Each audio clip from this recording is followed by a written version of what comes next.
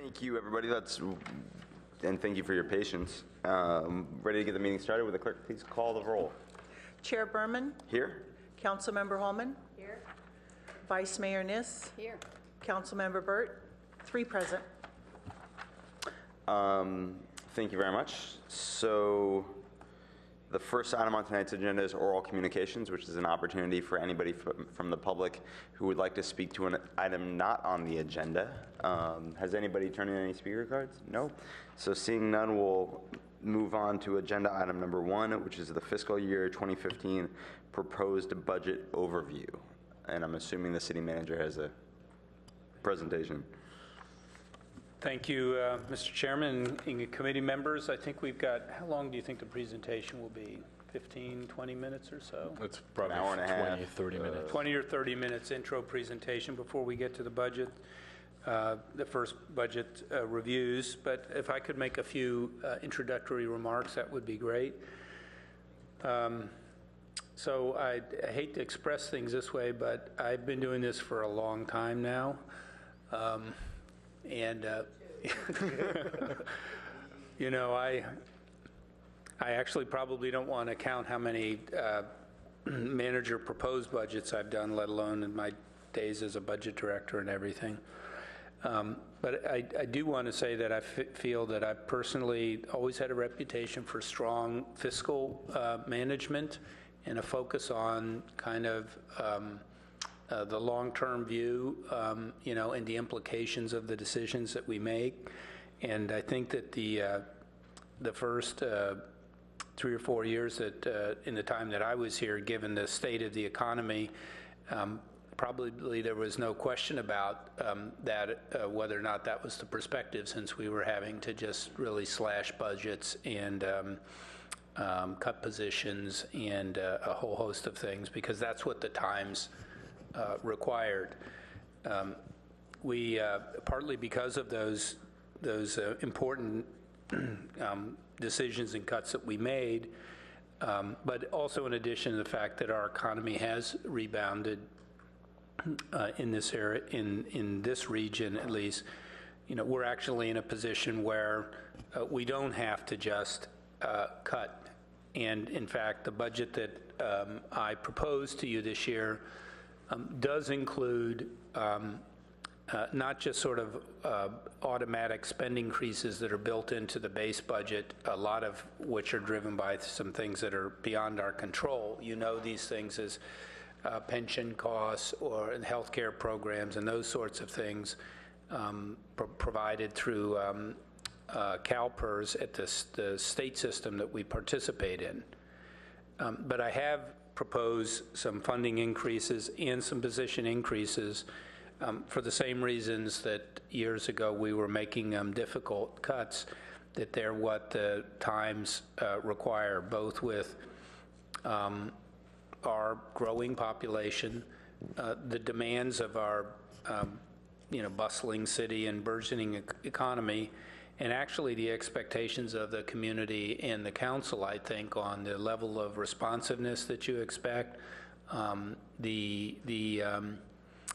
amount of detail that's and data collection that's expected in the informing policy, has led me to recommend some positions added back into the general fund portion of this budget to both support, in particular, the planning initiatives, but also some of the data analysis and management support that we have. I don't do that easily, and I understand you'll probably want to carefully review those recommendations, but they have they've been developed completely in the spirit of being responsive to what I think we've heard well as to the demands of what our community expects as far as services, what the council expects as far as effective information and everything for policy analysis. So we're looking forward to the next few weeks with the Finance Committee, where we will be spending much of our time together. And I will happily turn this over to our Chief Financial Officer, and then ultimately our Director of the Office of Management and Budget, and the staff. Thank you. Thank you, Jim. Chairman Berman and members of the Finance Committee, I'm Lalo Perez, Chief Financial Officer. I just wanted to remind you tonight, we also have policy and services, so we may have to do a little juggling on the order of the agenda to ensure that the right CAO is in the right room. So if you can bear with us, we may request that we move items around. I'm happy to say that for the first time in about 3 years, we have the position of Director of OMB Phil, Walter Rossman, who you've met a couple of times now. So it's a little bit of a different direction in terms of the budget, which is good. You know, new fresh set of eyes, and Walter's trying to come in and put in his flavor on the subject. Tonight, we're going to cover mostly the administrative departments. The nights are calendared, and we'll talk about that in part of the presentation. What we request of you is if you allow us to go through the presentation. We'll stop after Walter presents, see if you have any questions on the material that he covers, and then I'll come back and talk about the suggested process that we recommend for the committee to have for the rest of the hearings, including tonight. So let me turn it over to Walter so we can get started. Thank you, Lalo and Jim. Good evening, Chairman Berman and Finance Committee members. I would like to quickly introduce the budget team behind us. We have a fully staffed complement, Christine Parras right beside me, who I've seen here for many years, and new additions to the staff, which is Eric Villamaria. Then we have Paul Harper, Michael Bruckner, and Nadine Fischoff. And they have been very hardworking. We just recently added 2 people in the last 2 months, so we were a little bit short-staffed, as I mentioned before, during most of the height of the budget development process. I also want to thank Lalo, who has guided me for the last 11 months here in the city, trying to assimilate me to what we do in Palo Alto, how we are in Palo Alto, and how we can make different changes within the budget process in the document. Budget coordinators and departments have been very, very helpful and cooperative in putting this budget together, as well as the executive leadership team. Before I start the overall presentation tonight, I would just like to review with you the At Places memo, which we have in front of you. There are a few things we're providing to you. One of it is a position chart, which Council requested at the hearing last week, and it provides you with an overview of the total position additions of 17.45 FTEs by fund and by department. We hope this will be helpful for you. I'm also going to review this chart as part of the presentation. Additionally, as we have implemented a new publication software system, we are seeing glitches, and so we have some replacement pages for you tonight, especially the City Council budget. There was an error on the FTEs for actually 2012. We only had 9 council members, not 11. And we also recognized that the files which we had initially written didn't get properly attached by the software, so user error on our part, so we updated information on meeting and travel for the City Council budget. Lastly, City Manager's Office, one paragraph was missed, so we're putting this in as attachment, agenda item number 6. And there's a slight actual budget change for the Cubberley lease payments and reserve adjustments. We realized that Council approved, obviously, in February, the negotiation strategy with the Palo Alto Unified School District, and that included not to include a automatic CPI increase in the lease. And so we removed that from the lease payment amount and moved it into reserve. And we'll talk later on today about this particularly Cubberley lease reserve. So with that, I would like to start the actual presentation for tonight. The city, as an overview quickly, I will talk about the proposed citywide funds for this fiscal year 2015 budget, position and benefits discussion as an overview sort of a continuation of what we discussed previously as part of the long-range financial forecast discussion, then the proposed general fund overview, then as City Manager Keene talked about, the thinking behind the prioritization for investments, and lastly, the process for the Finance Committee review. If you look at the citywide expenditure, the total amount of all funds, that's enterprise funds, capital funds, general fund, and internal service funds, is $470 million. The fiscal year citywide expenditure budget of that amount has increased by $11.6 million, or 2.5% to the previous year. The biggest expenditure for all funds are salary and expenditures, salary and benefits at $150 million, or about a third of all expenditures, followed by utility purchases for the city's customers at $127 million, or 27% of the budget. Third largest expenditure is capital for all funds at $53 million. As part of the utility presentation next week, actually this week, as well as on May 27th, we'll take on the actual discussion for the capital budget. It's important to note that the citywide expenditure view is a net transfer of internal service funds. So really what that means is as other funds pay for the information technology fund, for the vehicle fund, you'll see this taken out. It's a net transfer. So for instance, in this view, the capital budget is $53.2 million. However, in the next slide, it's $57 million, which are the actual capital expenditures. So looking at those for the next slide, the biggest expenditure is from the general fund at 43%, or $24.7 million. Overall, the capital expenditure budget is slightly lower than the last fiscal year by $2.5 million. Manager Keene talked about the additions to the recommended additions to positions of 17.45. This chart really shows you the last 11 years where position levels were citywide. We were at 1,093 positions, and where we're proposing to be today, which is at 1,036 positions. While the city reduced positions, the demand over the last 10 years, the demand has increased. As can be seen with the red line in this graph, within the last 10 years, the city's population grew from 61,700 residents to 66,900, or an equivalent of 8.4% increase, while at the same time, our staff reduced by about 5%. Given that the general fund provides the essential public safety, parks, library, planning, and transportation services, as well as internal support function, staff supported by these services decreased even more during the deep recession reductions than previously. In fiscal 2005, the city had 672 general fund funding positions. In comparison to fiscal 2005, this proposed budget will still be 12%, or 81 positions below that level. This budget proposes to add 11 positions in the general fund, primarily to support planning, transportation, library, and internal support departments. As you know, we are scheduled to open 2 library branches, and we're adding a total of 3 positions to this department. In comparison to fiscal 2009, the pre-deep recession level, this budget proposes a position level which is still 9%, or 6 positions just below. run through the areas where you're adding. I heard planning, transportation, and then I didn't hear the last two. Sure. Planning, transportation, Yeah. libraries, and internal support departments. So this would be people strategy operations, the city attorney's office, et cetera. Thanks. Sure.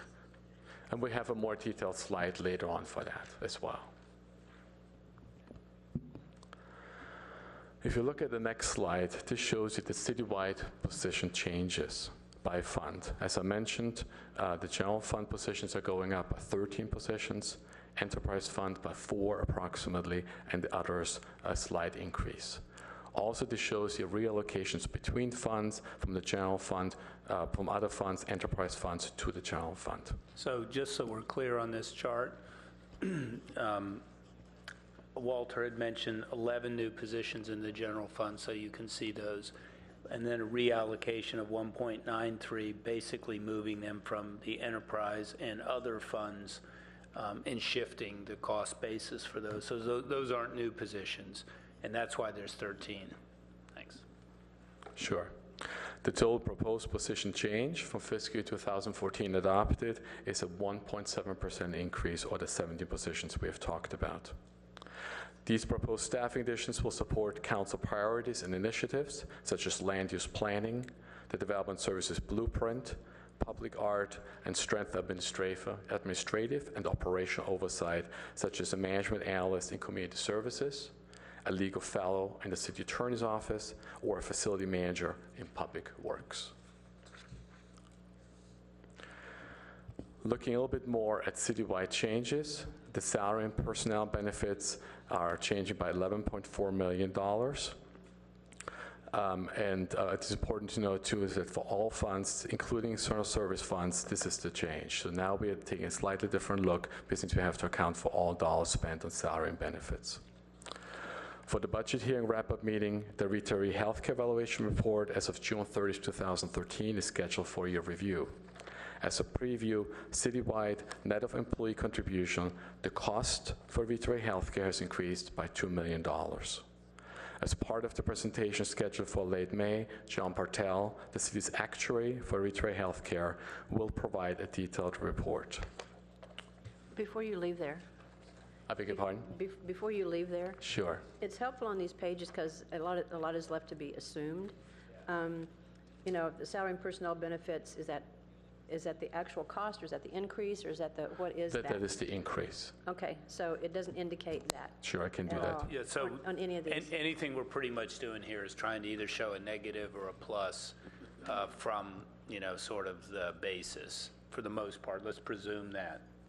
That's also. correct, that's correct. But could you go over again, because this shows the aggregate, but there are salaries, there's health care, and there's pension in that $11 million, so we're clear about what the dollar amounts are? Okay. Alter. Sure. So if you break down the $11.3 million, that includes salaries citywide. Is that right?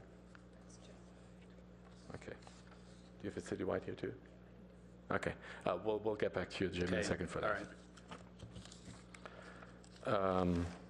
Moving on quickly to allocated charges. The citywide allocated charges for technology fund increased by $0.6 million from $11 million to $11.6 to recuperate the appropriate share of technology services from all funds.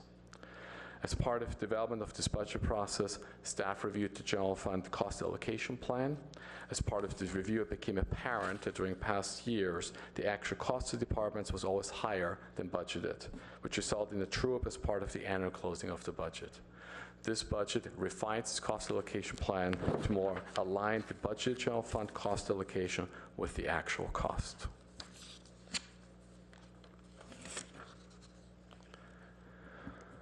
Looking at the next slide, I would like quickly review pension expenses. You have seen this slide before, and it shows to you how over the years the actual cost for pension has increased. As discussed with the finance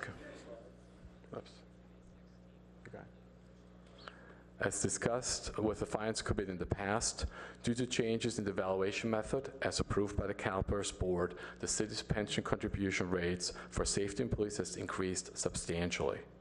In comparison to fiscal year 2014, for the fiscal year 2015 budget, the city's pension contribution rate for miscellaneous employees increased from 24.6% to 26.1%. And for safety employees, it increased by 6 percentage points from 33.4% to 39.5%. It is important to note that these pension rates are the blended rate and include the rates for Tier 2 employees. Long-term, as the city hires more and more Tier 2 and Tier 3 employees, and Tier 3 is the plan approved by the state effective January 1, 2013, it is expected that the growth in pension rate increases will decrease.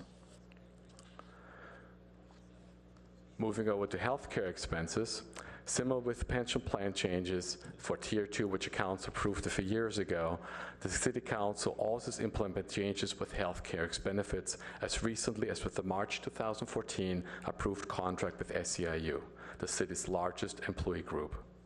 The chart above shows a slight reduction in healthcare costs primarily to the health plan choice employee made as part of the calendar year 2014 health plan enrollment. The cost for the most popular healthcare plan increased substantially, which resulted in higher employee contributions. Based on these higher costs, employees chose a lower cost plan. And this lower cost plan or this election also reduced the cost for the city. The second reason for the reduction in cost is the capping of the city's healthcare contribution as part of the contract agreed to with SEIU. At this juncture, we do not know whether this one-year reversal of a decade-long trend is a fluke or the beginning of a healthcare cost containment. quickly looking at the utility rate structure which we have for our ratepayers in the city. There are no rate increases considered or have been approved by the Finance Committee, except for contractually obligated rate increases in fiber optics, as well as the voter-approved ballot increase by the CPI, or Consumer Price Index, of 2.6% for storm drain. So therefore, the average utility bill for the City of Palo Alto resident will increase only by 31 cents. However, it is important to note here too that as we move forward with water increases or the drought, as well as capital infrastructure needs we have in utility funds, it is expected those rates may go up in future years. Next, I would like to turn to more detailed discussion of the general fund. As discussed by City Manager Keene, the fiscal year 2015 proposed general fund budget is balanced. It includes $169.4 million in revenues and a $2 million contribution in the from this Budget Stabilization Reserve, or BSR, to provide for $171.4 million in expenditures. With the contribution of the Budget Stabilization Reserve of from the Budget Stabilization Reserve of $2 million, staff proposes that the BSR is approved at 17.2%, or $29.5 million of the general fund expenditure budget. Per City Council policy, the BSR needs to be maintained between 15% of the expenditure budget or 20%, which is between $25.7 million and $34.8 million. In this pie chart on the next slide, the major tax revenues comprise about 55% of the total sources for the general fund, with property tax revenues at close to 19%, followed by sales tax at 15%. In comparison to fiscal year 2014, general fund revenues increased by 5.5%, mainly due to major tax revenue increases. Turning to general fund expenditures by category, it is no wonder that as a service industry, local government provides services to community, and this represents 63% of the general fund's total budget. This represents a $7.6 million increase, or 7.6%, to the prior budget of about $100 million to $107 million, primarily due to increased salaries and benefits costs, as well as position additions, which we'll cover later in this presentation. Other significant changes from the last fiscal year include increase in contract services by $1.8 million, or 13.5%, primarily to provide funding for City Council initiatives, such as shuttle service, Our Palo Alto, and election costs. The transfer to infrastructure increased by nearly 4%, from $13.2 to $13.7 million, consistent with past capital improvement plans. Taking a different view for general fund expenditures, we're looking here at by department. Reviewing the allocation by department, public safety's budget represents 36% of the general fund budget. In comparison to the previous fiscal year, the public safety department's budget increased primarily due to higher pension costs. As discussed previously, the pension rate for safety employees increased from 33.4% to 39.5% in fiscal year 2015, representing an 18% increase in the rate. The public safety department increased salary and benefits costs, however, are offset with allocated general fund vacancy savings of approximately $400,000. So let me turn quickly about a discussion about vacancy savings. Traditionally, the general fund budget includes a certain amount of vacancy savings in the budget. In past years, these vacancy savings were budgeted as savings in the non-departmental section of the budget. For instance, 2014, they were about $2 million. In order to maintain and in order to better monitor departmental salary and benefits expenditures throughout the fiscal year after the budget is approved by the council, these vacancy savings are allocated to departmental budgets based on historical vacancy levels. It's also important to note that this budget fully establishes the Development Services Department. As part of the fiscal year 2014 adopted budget, the City Council approved the creation of the Development Services Department. During the last 9 months, staff on planning, community environment, fire, public works, and administrative services spent many hours to identify the various processes, and activities which belong to development services in order to create a one-stop shop for residents and businesses as it relates to planning, building, and other permits. This budget allocates respective revenue, expenditure, and staff related to these activities. As City Manager Keene reported last year, a few days ago, for fiscal year 2016, staff plans to recommend the creation of a development services fund. In preparation of establishing a separate fund, the expenditures for development-related activity does not exceed the revenues estimated to generate from these activities. In the last year's Finance Committee requested a more detailed discussion of the general fund salary and benefits reserve, which I have here on the next slide for you. As in the past year in March, staff takes a census of actual salaries and benefits in order to establish a fiscal year 2015 base budget. By doing this, we're actually building the budget based on actual costs we have at that moment in time. After the upload of employees' cost information using complicated spreadsheets, analysts update the salaries with contractually required increases, such as step increases, pension healthcare cost increases as provided by CalPERS, and retiree healthcare cost increases. However, not all of these costs are automatically allocated to department budgets. The General Fund Salary and Benefits Reserve, which is budgeted in the non-departmental section of the budget, is established at $2.7 million for fiscal year 2015. It includes funds to potentially provide for pay-for-performance increases for managed professional employees, Fire Chief Association, Police Management Association, up to $550,000 if granted by the City Council. Further, it also includes funds for market adjustments up to $300,000 once the benchmark study for management professional employees is completed and if approved by the Council. Could I just jump in with a question? So you're indicating that on this page, page 15, that whenever salaries were raised, when you added to their basic pay, that went through a benchmark study of some kind, regardless of whether I'm looking at police or fire or whatever else? There were some benchmark studies done for SEIU and for managed professionals on the way, but also salary increases, which may be contractually raised through agreements with the unions by the council, as well as step increases, which we have, merit increases, which we have for police and fire employees, for instance.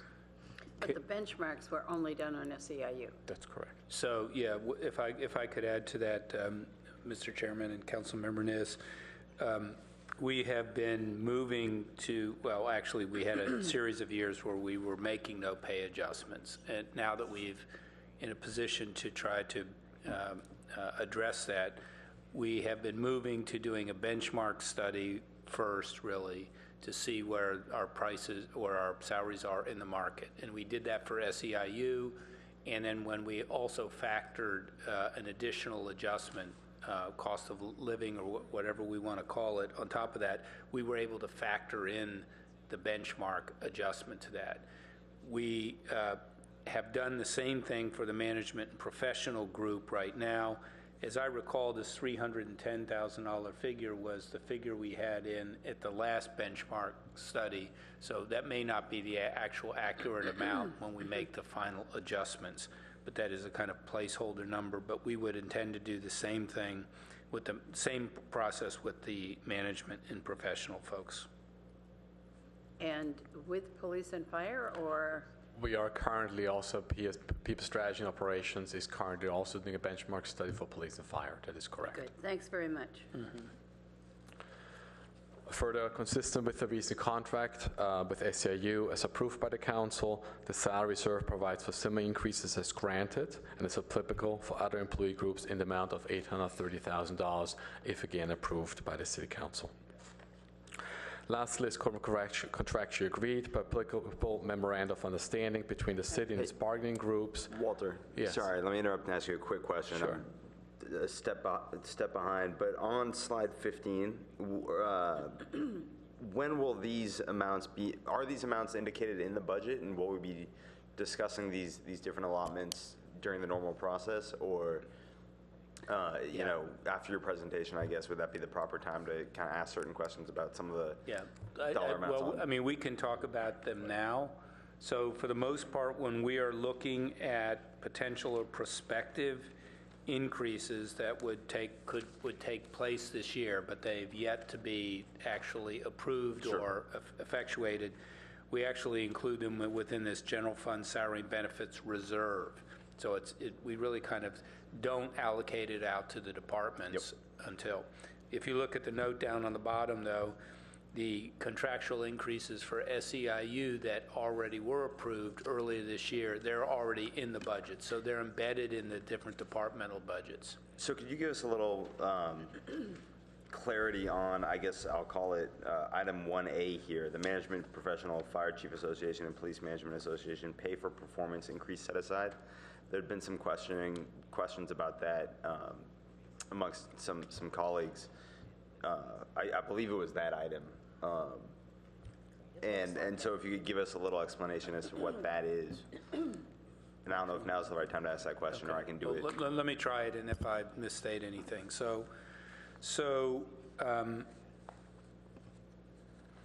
We basically, the pay structures we have three different components to them.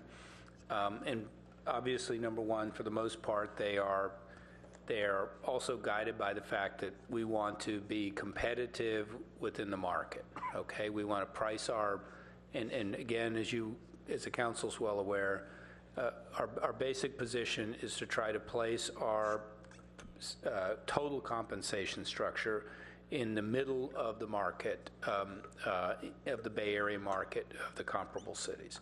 So that's where we try to price them.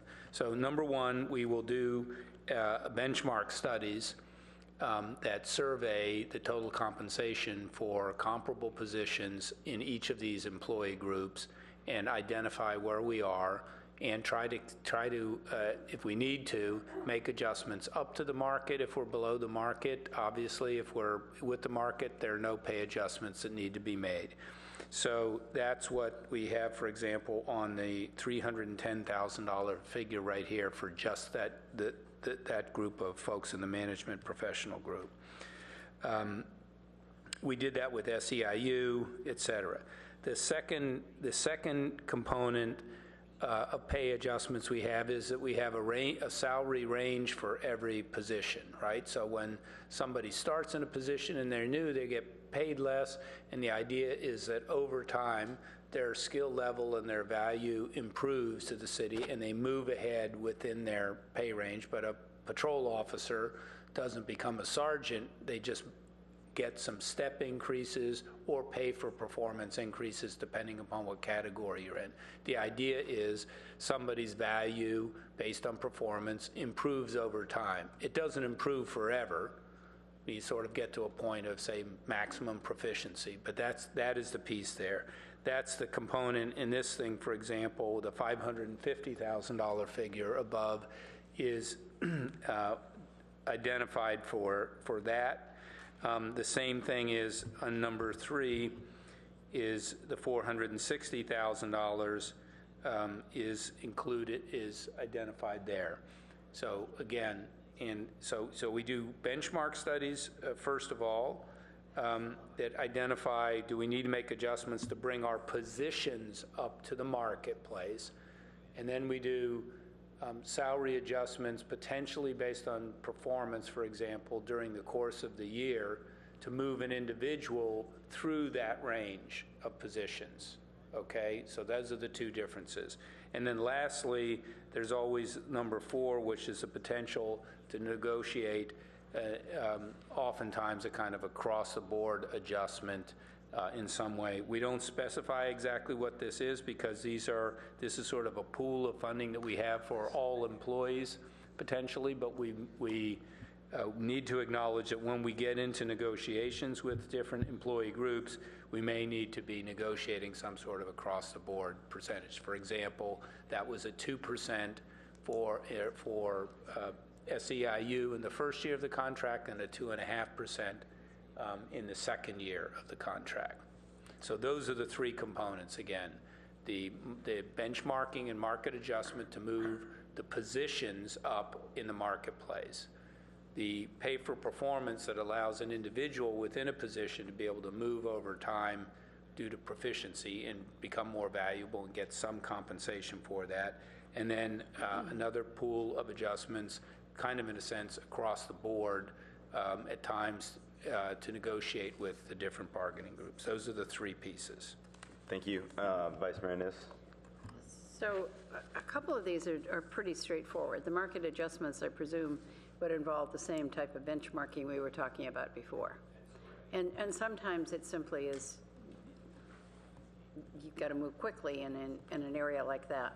So now the step increases also seem pretty straightforward to me. The pay for performance increase, tell me a little about that.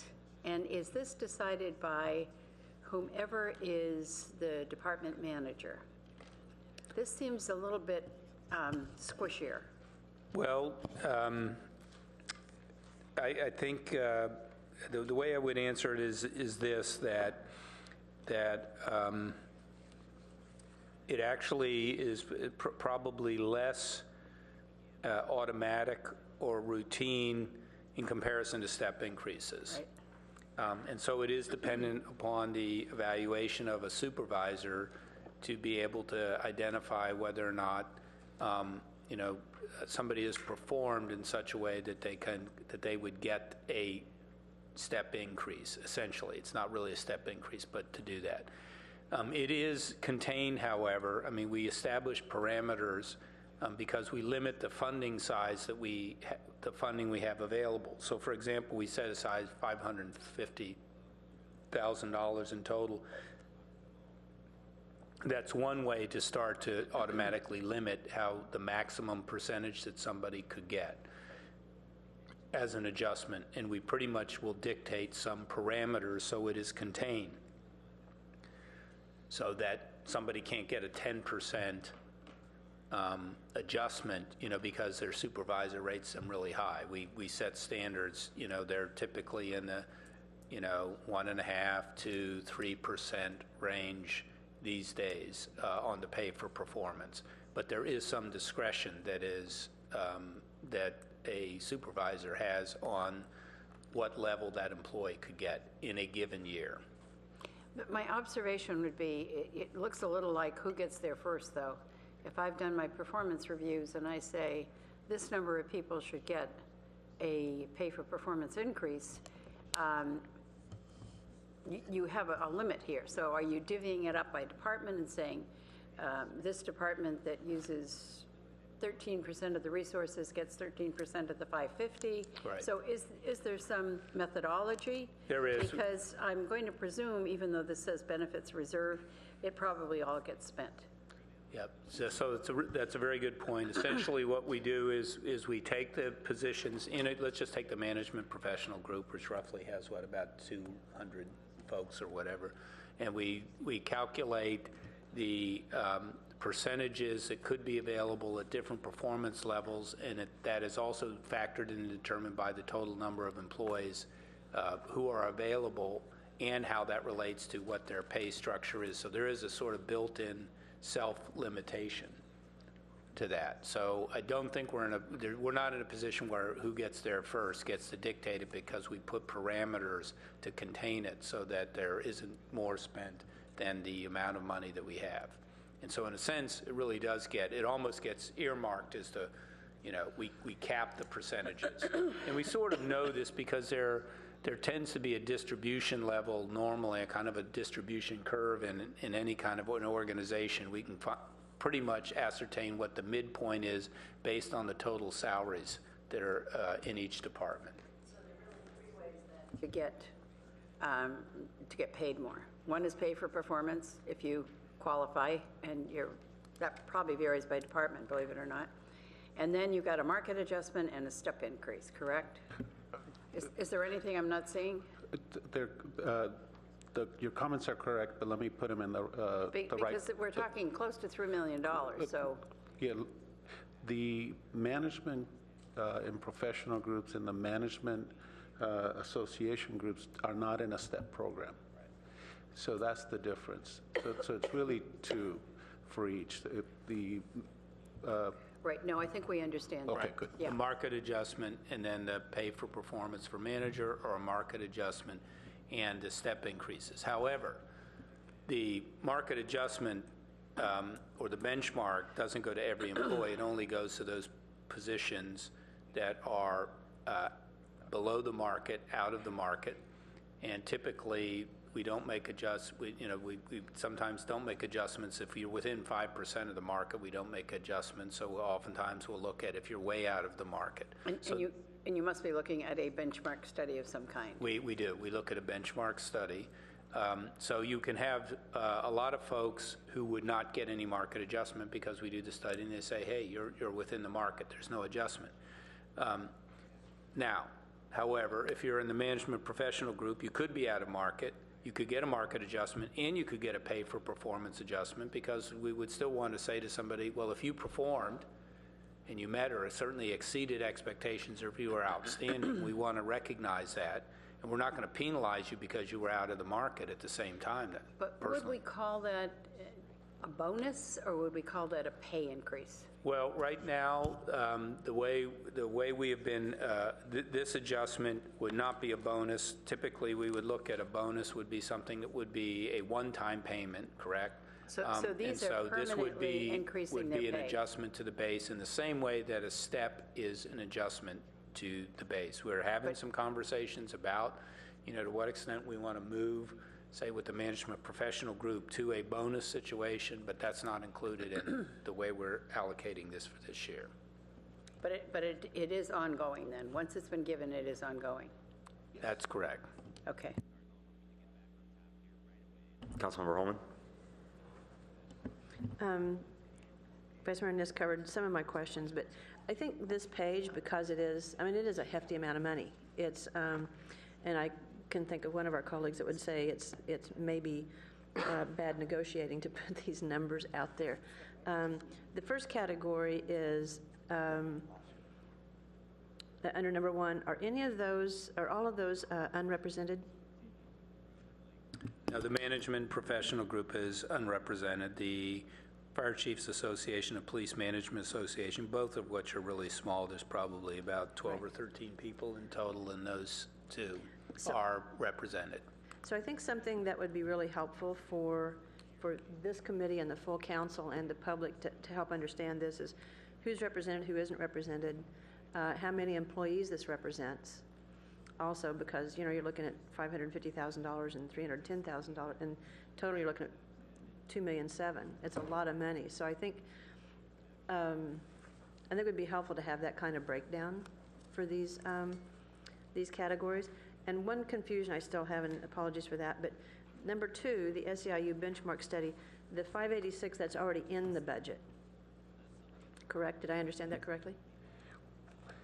You approved it, and so now that's being allocated into this research, so we can allocate it out to the departments. So it's something it's already approved. We're just executing the adjustment to the base of the budget.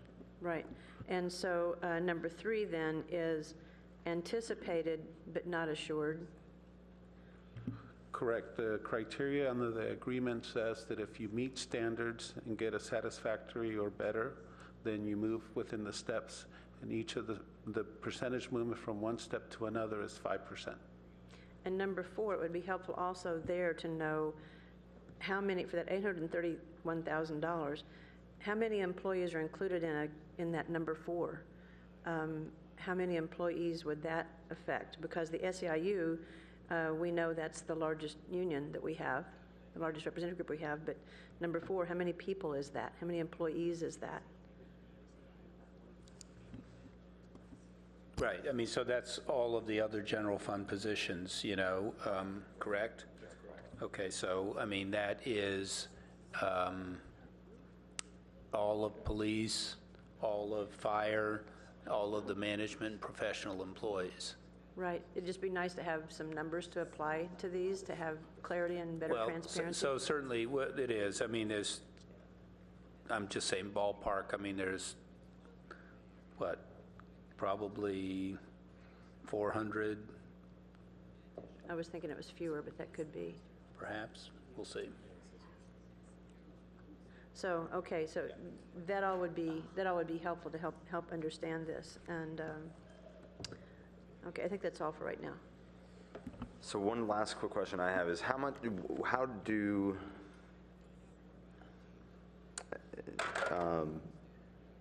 how does this compare to last year?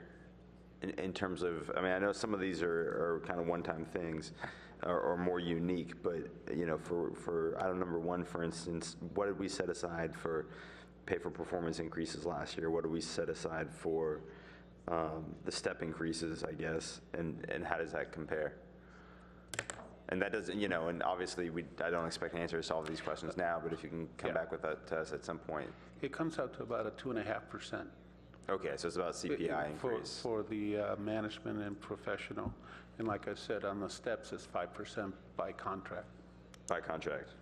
But are you talking about all of the figures in here? I mean, really the ones that are more discretionary, I suppose.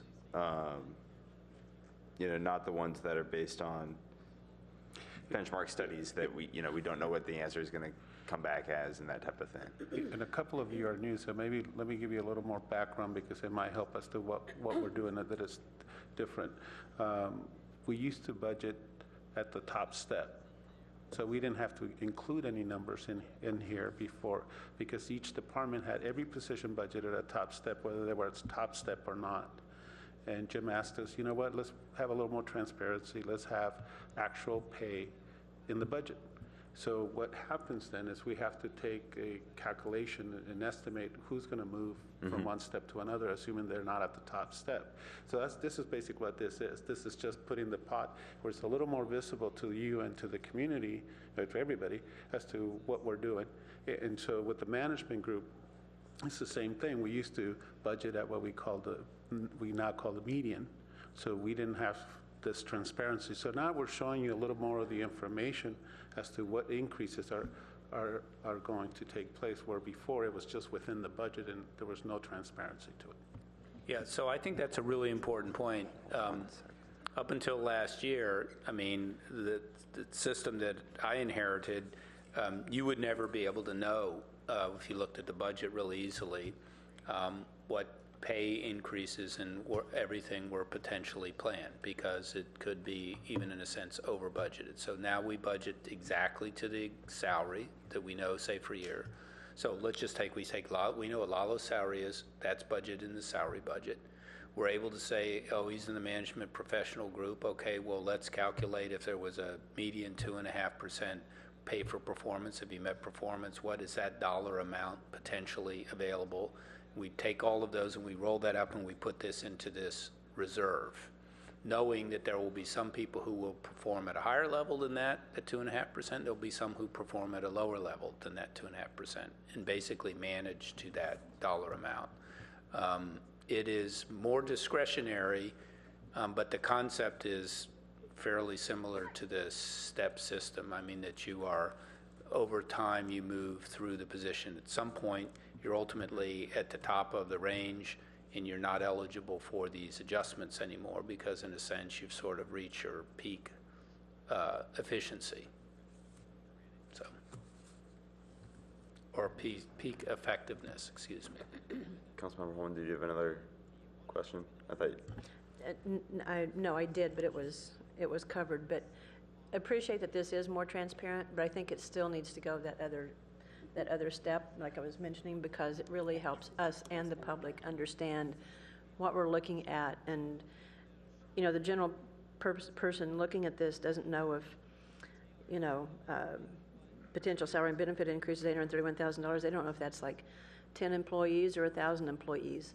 So, you know, we do have an inquisitive public, and rightfully so.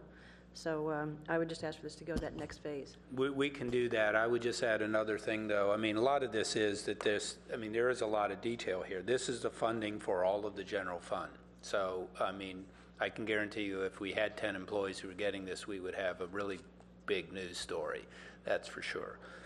On the other end of this, we do report every year in detail, and it's published, every salary for every single employee and the different amounts. So one of the things we could also just make available easily for you, because it's not just that the media has it, we put that on our website. So we can give you comparative data on every of the 1,000 employees we have from one year to the next. It tells their pay, how much extra they got, how much their benefits were, and all of those things. So those things are available to the public. We want to make sure that we're not avoiding any of that. This is just a summary chart for a PowerPoint. And I don't think anybody's questioning the openness, and transparency of you guys. I think what we're just saying is that, some information is helpful for us to put stuff into context. If I could I appreciate that information is all available. This is when we can, when that information is published, though, it's done. So what this does is it gives us a chance to, in advance, look at it and evaluate it and see where we're headed. So that's why I'm saying this other information is helpful. I understand that. That's perfectly fine, and we can do that. I think the fundamental questions, though, for the council are not necessarily are these. Do you want to pay our employees competitive with the market and at the median of the market? That's the policy. Or do you want to change that policy? Do you want to be able to pay for performance, and you want to be able to let that move in the base, or do you want to say that it has to be a bonus, for example? Do you want to do any other adjustments? Once you determine all of those things as policy initiatives, then it's easy for us to tell you, okay, that's what this will cost across the whole organization. We can do that sort of a thing for you. I think to add, what we'll add is, if you look at slide 13 in your packet, the total pot for salary and benefits is $107 million. So this represents about 2.5%, and I think that puts it in more context. So we'll add that type of information in the employee count, as you suggested. Absolutely, and that's helpful. And the reason I struck upon this was because there was a closed session meeting. I can't remember what it was about, and some of these buckets came up, and there was some confusion amongst us as to exactly how this was allocated, what the purpose of it was. And so expect some more questions when it's at full council, because we weren't necessarily sure, you don't want our imaginations to run wild. Can I just add something to that, Mr. Chairman, just to clarify? That whatever came up in closed session was obviously in context of preparations for negotiations and bargaining groups and sharing this kind of information. So that's why we presented it. Anything else, we would just be doing like we are here in this. Sure. Great. I'm just going to underscore what Councilmember Holman said, though. The more transparency, the better. That we've had to ask this many questions says we need some more data on this page. Otherwise, you're going to get a lot more questions from the council, and that's where, that's where you'd rather have it answered ahead of time. So, thank you very much. Thanks, Walter. Thank you very much. Would like to continue with page 16 of the presentation. And this page really shows to you a comparison or a transition of the changes between the fiscal year 2014 adopted budget to the fiscal year 2015 proposed budget, 14 to 15. Overall revenues increased by $8.8 million, mainly due to increased estimated tax revenues of $9.1 million, higher rental income of $1.3 million, and higher paramedic fees of $0.6 million. These are offset by some reductions to the Gulf reconfiguration project, which we're losing about $1.5 million in revenues there, as well as some animal services revenue decreases and others. As discussed as part of the Finance Committee's review of the fiscal year 2015-24 General Fund Long-Range Financial Forecast, major tax revenues have performed quite well, primarily due to the booming local economy. As discussed in the fiscal year 2014 mid-year budget review and as approved by the City Council, Administrative Service Department reviewed the space utilized in general fund-owned buildings, and based on that survey, increased charges to non-general fund departments, which represents an increase in rental income of $1.3 million. The higher paramedic fees are due to higher revenue trends, as well as increasing fees to offset higher salary and benefit costs. In comparison to the fiscal year 2014 adopted budget, expenses increased by $11.7 million, of which $10.3 million are ongoing expenses and $1.4 million are one-time expenses. On a subsequent slide, I will review the one-time expenses in more detail. Of the $10.3 million in ongoing expenses, about 75% is attributable to higher salary and benefits increases, which includes contractually obligated salary adjustments, pension and healthcare adjustments, and the funds set aside in the salary reserve, which we just discussed. Proposed additions and unfreezing of positions, that's about $1.5 million, an increase in retiree health care, annual required contributions, net of employee contributions of about $1 million in the general fund. Other major proposed expense items are a reserve for a shuttle service, $1 million, and staff is currently evaluating proposals, and based on the evaluation and City Council approval, these funds are set aside in a reserve, so that when the contract gets approved at what level of shuttle service, there are funds available for that purpose. Development services funding in the amount of $900,000 offset with estimated revenues, and $331,000 for election costs, which includes the election for council member seats, as well as 3 ballot measures. As we'll discuss in more detail in a few moments, this budget is balanced, as we mentioned, with a contribution of $2 million from the Budget Stabilization Reserve. The General Fund Investment Prioritization Framework really starts out with City Council priorities and initiatives. Then as the city manager, reviewed the development, the proposed budget and the operationals under his control. He also realized he would like to add funding to evaluate operations effectiveness, invest in training, succession planning, and supports the strengthening of operational administrative oversight. Looking at City Council priorities initiatives, this slide presents the most significant examples of funding included in this budget. Transportation funding includes $1 million for an expanded shuttle service and $150,000 one time for a consultant to establish a transportation management authority.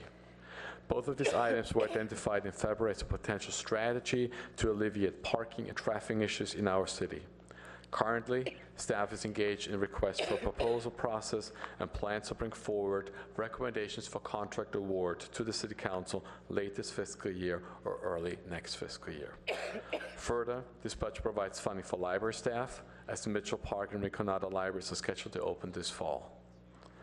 In order to provide sufficient funding to assume control of the Palo Alto Airport, this budget assumes a loan of $560,000 from the general fund to the airport fund. A part of this loan is assumed to be ongoing, that's $325,000, and the part is assumed to be one time, $235,000. Similarly, funding for the Sustainability Office and for elections is assumed to be one time. In order to prepare for a changing workforce as baby boomers are retiring, this budget includes funding for training and succession planning in the fire and police department. Currently, 17 sworn fire department employees are eligible to retire, and an additional 32 sworn personnel will be eligible to retire within the next 5 years, representing nearly 50% of the sworn force. Hence, we are adding funding for succession planning in the fire department. Additionally, as in past years, staff seeks approval to fund studies such as the cost of service study in the Planning and Community Environment Department and the Fire Department Integrated Community Risk Assessment and Management Plan Study. As the city manager reviewed the organization as part of the development of this budget, it is recommended to add 3 administrative support staff to general fund departments, 1 in each, the Community Service Department, Development Services, and People Strategy and Operations Department. And as we go through department budget review, you'll see more detail on those position additions. Finally, in support of the continuing infrastructure maintenance investment needs, this budget recommends adding a facility manager in the Public Works Department.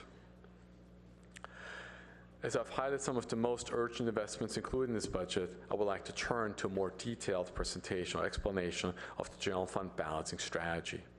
As discussed, it is proposed to balance the general fund with a $2 million contribution from the Budget Stabilization Reserve. This table represents the balancing strategy with one-time and ongoing revenues and expenditures. The one-time sources is a $2 million contribution from the BSR. The ongoing revenues consist of major tax revenues, charges for services, permits and licenses, as we discussed previously. Similarly, the one-time expenditures and ongoing expenditures amounts are also broken out. One-time expenditures include funding for the general election, our Palo Alto, the one-time part of the airport loan, as outlined on the slide. As you can see, the $2 million contribution from the Budget Stabilization Reserve primarily funds one-time expenditures in the amount of $1.4 million. And the $169.4 million in ongoing revenues fund 99% and more of the $170 million of ongoing expenditures. However, a slight imbalance of $600,000 between one-time and ongoing revenues and expenditures does exist. This imbalance means that revenues in fiscal year 2016, as projected in the fiscal year 2015-2024 General Fund Long-Range Financial Forecast, need to be sufficiently high to project expenditures to pay for this additional $600,000. So let's review the fiscal year 2016 forecast on the next slide. This slide depicts the incremental steps of the fiscal year 2015 budget process, starting with the fiscal year general fund forecast, which council reviewed in April. This forecast, as published late April, projected a $1.3 million surplus, ongoing surplus for fiscal year 2015, and a $3.1 million ongoing surplus for fiscal year 2016. As discussed on the previous slide, for fiscal year 2015, there's a $600,000 imbalance between one-time revenues and ongoing expenditures, which is depicted in the second row. Assuming the same level of service in fiscal 2016 than in fiscal 2015, this ongoing deficit of $600,000 has an immediate impact on the fiscal year 2016 forecast by reducing that year's projected surplus from $3.1 million by $600,000 to $2.5 million, as you can see in the third row. Therefore, there's sufficient fund a projected surplus in fiscal 2016 to correct the one-time imbalance in fiscal 2015 between one-time revenues and ongoing expenditures. As mentioned previously, the balance is primarily due to the uncertainty of the funding needs and level for future expanded shuttle service within the city. Once staff has evaluated response to the RFP and brought forward a contract amendment to the council late this year, early next fiscal year, the actual funding needs and availability can be evaluated. The last row on the slide shows the fiscal 2015 proposed expenditure budget, and all things being equal, projects the fiscal 2016 expenditure budget based on known cost factors, such as pension cost increases, healthcare cost increases, and step increases, which was discussed. And this is the numbers which we updated as, based on the fiscal year last long-range financial forecast, which you saw recently. Concluding the presentation, I just would like to remind the council quickly on the schedule for the Finance Committee hearings. So we are obviously starting today with a meeting on Thursday, one next week on the 20th, and 2 meetings after Memorial Day weekend. Then the second Monday in June, we have the official budget hearing for the public to comment on the budget, and final budget adoption and public hearing on June 16. Before I conclude the presentation, I'd just like to quickly share with you the department presentations which are forthcoming today and the next few weeks. Each department which has budget proposals only will make a presentation to you. The department director will share a department overview, what's the purpose of the mission of the department, accomplishments, a few high bullets, initiatives for fiscal 2015 with the funding which they have available in the existing budget as well as in the additions which we're proposing. Discuss significant budget proposals and major capital projects if applicable. So it will primarily be the general fund capital projects in public works as well as in the utility department. Then after each department proposal, we'll open up the questions for the Finance Committee to discuss, to have questions regarding each sections of the budget. And with that, I'm available for questions, and turning it over to Lalo. Thank you, Walter. So here's some of your next step options. And Before we get to that, sorry, Lalo, do any council members have any questions on any of the slides that we just went over? Councilmember Holman. I do, thank you, Chair. On slide 21, okay, thank you for going back to that. On slide 21, again, it's not very clear to me, you know, if I hear what you're saying, it makes sense. But if I just look at this, I'm not sure what all these one-time expenditures below the line, those add up to 1.4 million, I presume. That is correct. Okay, and the revenues, the 2.0 million was It's a contribution from the budget stabilization Budget reserve. stabilization Which reserve, is yeah. one time as well. Yeah, but there's no indication of what that is. So again, it's just a matter of being a little clear. It's like, it would be really easy to put an asterisk after the 1.4 million and put that asterisk in front of one-time expenditure. Sure, So we can do some that. kind of clarity and consistency and that sort of thing to help walk through these would be great. Appreciate the comments. Thank you. I have only, mine is not a question, it's a request. I would love to have my book tabbed. Okay. I've had to tab it myself, but I kept having to go back and forth, and I don't know if you normally tab it or not, but it would sure be nice to have it tabbed. We've done it in the past. It's something we could work Great, on. thanks. Great. Thanks, Lala. I thought maybe you were saving money. Yes. So now that you heard the overview in terms of staying with the big picture, Walter mentioned to you that we're recommending a draw one time of the budget stabilization reserve of $2 million. So if you, and this is a big assumption, if you were to accept the city manager's recommendation, then you would have the following options that I would see, and we can certainly discuss more. If you wanted to make a change in terms of an addition, then it could further come from the budget stabilization reserve. So you have that balance, that option. You're still well above the 15%. Second option is to consider using your council contingency, and that's $250,000. And so that amount is available for you to use as you dispose. You can also not accept the recommendation from us in any of our requests, and obviously then that shifts the dollars. So that's another option for you to consider. What we will do is any action you take starting tonight, we will track it in a spreadsheet, and depending on how tired we are, we can either recap it at the end of the night or we can recap it at the beginning of the next budget hearing.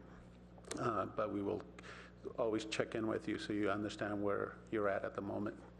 What we request after you review, comment, and consider each of the budgets as lined out in the action items is that you give us a tentative approval of that department.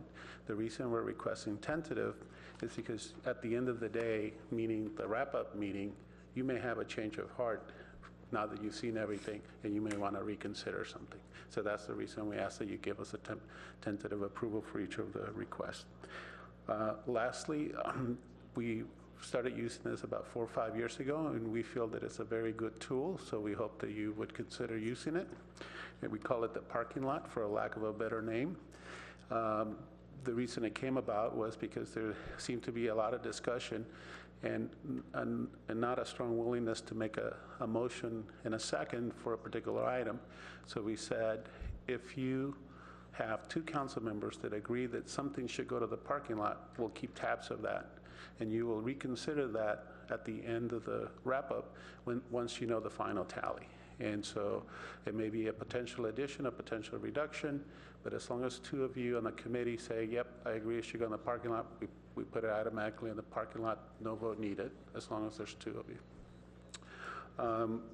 Tonight, we're missing one of the committee members, so it's an odd number, so we won't have a tie, maybe. But if we do have a tie, we do note those for the council. We split them out in case you were wondering.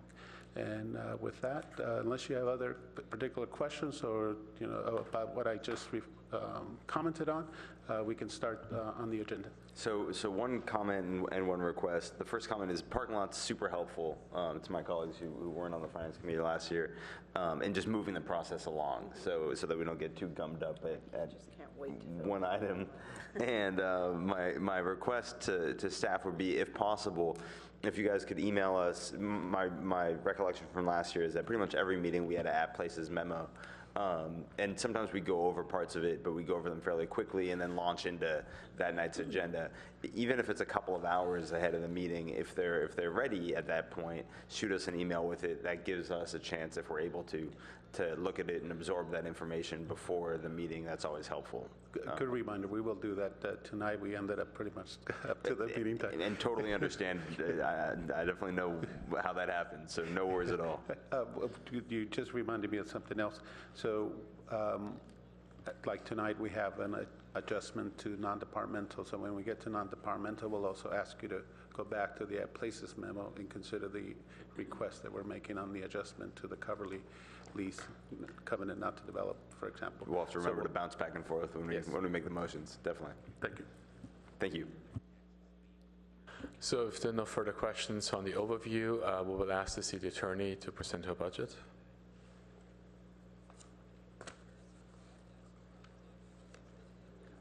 Yeah, that's fine.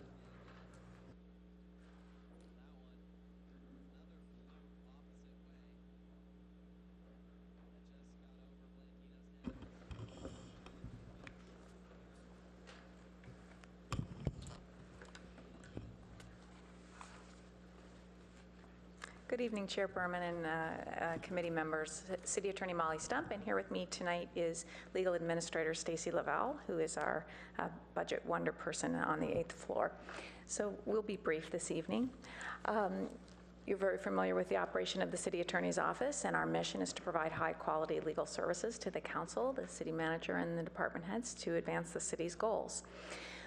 Listed on this slide actually are 4 functional areas. They're called divisions here, but we're a very small organization and we don't have divisions per se. And our functional areas are really a budgetary tool that doesn't very much reflect the work that we do.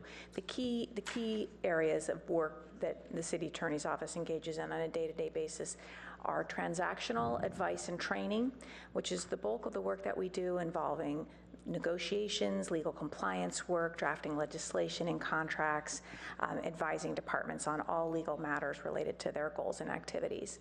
And then the second area is litigation and dispute resolution, which includes our claims administration process. Could you give me the next slide, or do I do that? Yeah, we'll do that for you. Okay, great. Thank you. So here are a couple of our accomplishments in the last year. And of course, we do these things, we do the legal work related to these projects, which are primarily staff-driven. And so we can't take credit for the accomplishment of the whole area, but we do the legal work that supports these important areas of city practice. So this last year, we helped to negotiate and draft 3 renewable power purchase agreements, very large agreements worth $350 million in 30 years of power purchases. We drafted an ordinance that created the public art program for private developers.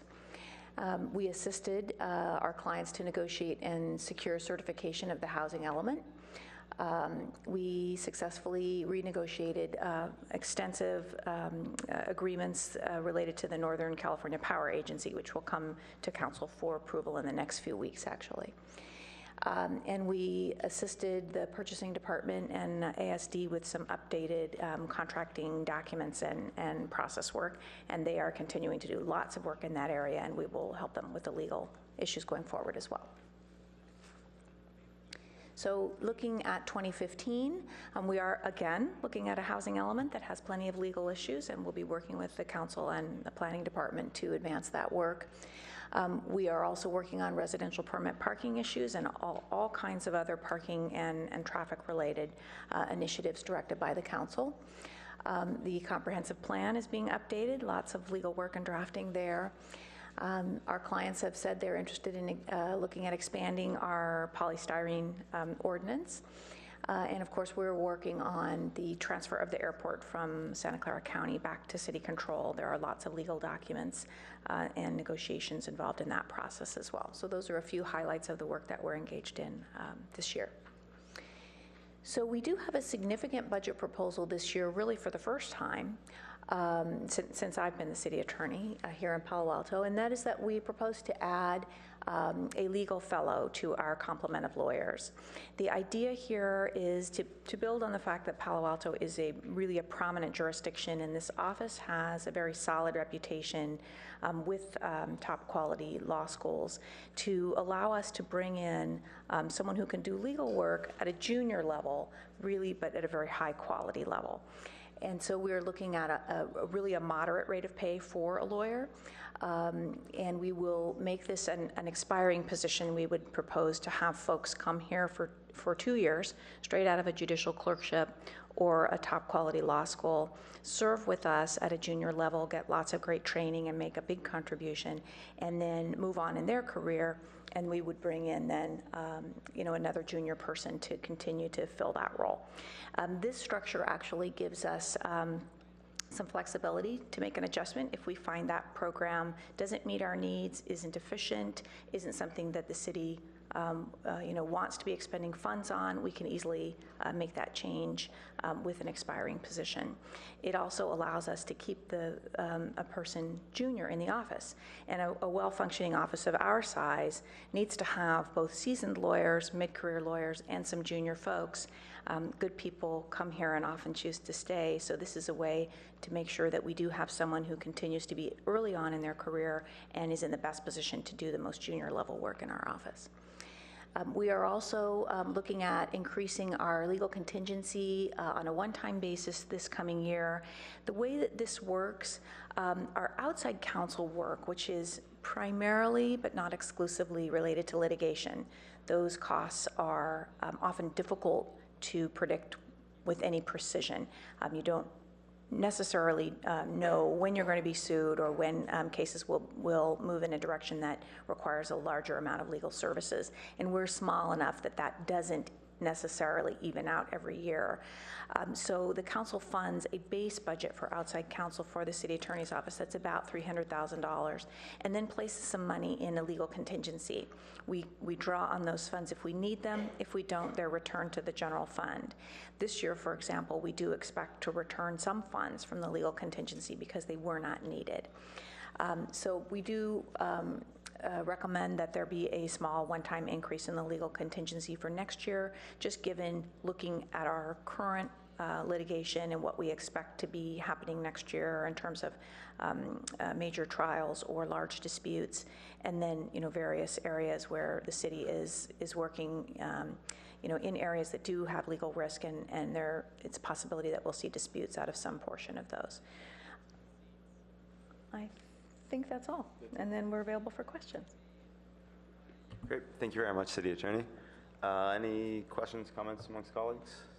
No, I just need to know the process. Normally, after we ask questions, we then, do we need to make separate motions for this, or is that an all-inclusive for the city attorney's budget?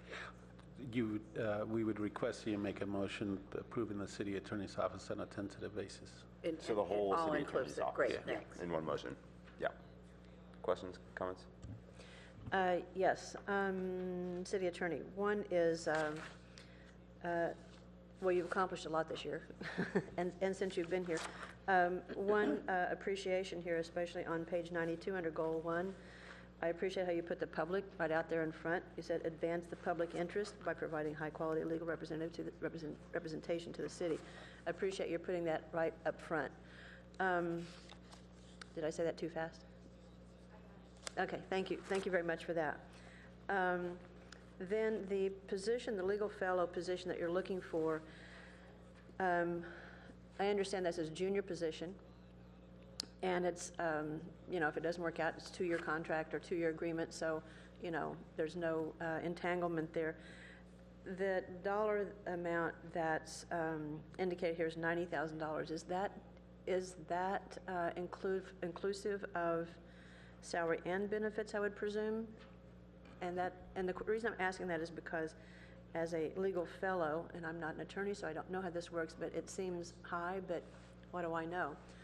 I'm looking to you for some counsel on, no pun intended there, on if that's the reasonable range that one could expect, or is that higher or lower as you anticipate that it might be up to that, or What's your thinking on that dollar amount? Thank you, Councilmember Holman.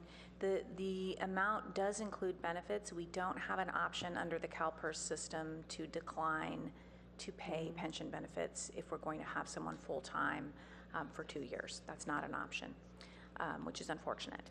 But that's the situation that we have there on the benefits. To set the salary for that position, we looked at similar fellowship positions in other public agencies, including Santa Clara County, Alameda County, and one key is the federal system. Top quality law grads often look to a period of 1 or 2 years of internship type work at a rate well below what they would expect to ultimately earn in an entry-level position. And a lot of those jobs are in the US DOJ or in federal clerkships. So we looked at those rates of pay and looked to be right in that ballpark because we don't wish to disadvantage ourselves by being significantly below that in terms of being able to attract really top quality talent. So you've done your due diligence.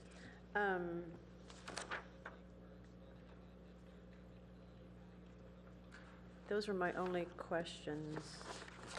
Yeah, those were my only questions. Thank you.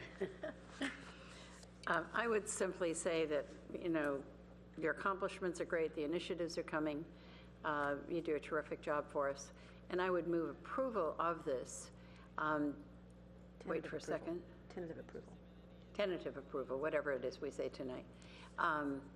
Wait for a second, and then I want to say one more thing. When we advertised for that position at the county, the number comes to mind is 600. So good luck with that. Applicants? 600 applications, yes. They're very competitive positions. We expect to do well. We expect to attract really strong I remember Jeff Rosen saying that it was stunning. So I was one of those applicants. were you? Yeah. I'm not there. had to settle for getting elected to council. For whatever it was. Yeah. Well, I do remember, though, that it's a very desirable 2-year stint to have, and they had great fun with it. Anyhow, thank you, and that's all I have to say for tonight. Great. So motion's been made and seconded. Would you like to speak to your second? I think I've already spoken to the proposal. All right. All in favor of tentative approval of the city attorney's budget? Aye. Aye. That passes unanimously. Thank you, city attorney. So the next item, we have the city auditor's budget, which is from page 99 to 106. There are no budget proposals in the auditor's budget, so there's no changes from fiscal 2014. And Harriet Richardson is here today to respond to any questions the committee may have.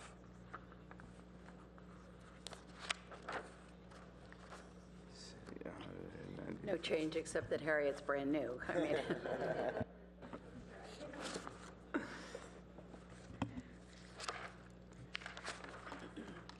So there's So no is that presentation. no presentation? No presentation, that's No correct. presentation. So any questions or comments? Yeah. I'm going to put you on the spot here, and sorry for that, but this is the time to approve budget. So you've been here, what, 2 months? 1 1 month, 1 month. It's way too soon to know, but just, do you have an inkling or any thoughts of any kind of changes that you'd want to make that would impact the budget for your department? Is it just way too soon to know? It's probably too soon to know. One thing that we will be doing this year is our 3-year peer review that we didn't budget separately for, but I believe we can extract that from money we already have available within our budget. Do you have anything that you would like to offer to us, and just in terms of comments, because you don't get in front of us very often, so offer you that opportunity. I'm excited to be here. The one thing I would like to point out is that, again, the office has won awards for their work, and that I plan to continue that high-quality work and hope that they will receive more awards under my tenure. They recently, last week, we were at the Association of Local Government Auditors Annual Conference, and Mimi Nguyen accepted the Silver Knighton Award for the inventory management audit that was recently completed. So again, that's a prestigious award to be receiving, and we hope to continue on that trend. And I don't remember seeing notification of that. Does anybody else? I don't think we got notification of that, so don't keep your light under a bushel, I think is what they Right. saying is. I believe Mayor Shepherd plans for us to have it presented formally at a future council meeting. We already discussed that, so. Good to know. Thank you. So I have one quick question, which would, just because it jumped out at me, which is the charges to other funds, I noticed went up 40%, approximately $200,000. I don't know if there's a particular reason for that, or if that's just the ebb and flow of that. So every year, we do a Amount. cost allocation that identifies how much work we did for other departments, and so that allocation is based on the work that we do for other departments. And so we anticipate there being more work for other departments.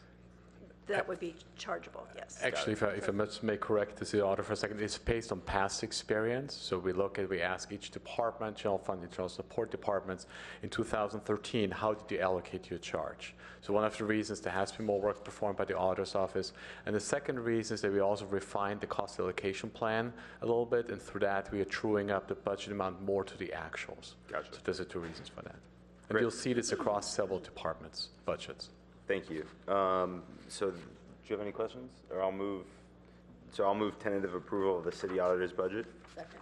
2 seconds, so I think I know how this is going to go. All in favor? Aye. Great, that passes unanimously. Thank you very much. Thank you, Harriet. But just wait till next year. That's right, come prepared. So the next budget up is the city clerk's budget. Donna Gride is here as well today. There are no budget proposals within the city clerk's budget, so therefore we open up to questions to the city clerk or to staff regarding any questions you may have. Great. Could I say something? Please. I spent some time on the phone with Donna today, so I have a lot of my questions answered. And I simply would want to, call out the accomplishments, which are listed on 109. And one of them that is, that we have begun this year was to have the recognition event for the boards and commissions. And I think that went very well.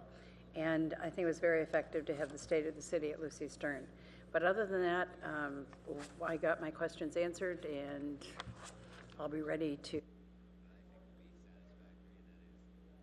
Thank you. Councilmember Rowland? Yes, just one. I mentioned with the city attorney's goals and how it was written out that, there really is a focus on the public. And I know that your compliment here, that you're very good with the public and is viewed very widely as unbiased, impartial. And so I would just encourage you to put that aspect of your work more upfront under your goals. Would be, I think, clarifying for people. And then the other is just if you had any comments about, in fiscal year 2002, you had one more employee. In the last couple of years, you've had one less. So you haven't asked for that to be restored, so just wanting to check in since this is the time to do that. Thank you very much, Councilmember Holman, Donna Grider, City Clerk. What we have done is, with the eliminator of that position, has gone to a contract minute transcriptionist, and actually it's being quite successful. It is freeing up I'm down from 3 front office to 2, but they're not focused on minutes, they're focused, and it actually broadens their learning abilities and their ability to work with the public and the city staff. And we're getting the minutes turned around quicker and in better form, so it's actually a success. Appreciate the comments and the response. And with that, I'll move tentative approval of the city clerk's budget. Second. So let me decide if I have a question or not, too, and then I'm going to support the motion. So, I'm going to do my best not to do this on on all departments, even though I get tempted to. One question I have about one of your key performance measures on page 112. It's the percentage of public records requests completed within the 10 days required by law. And I'd love to, and I know this is a new measure, I'd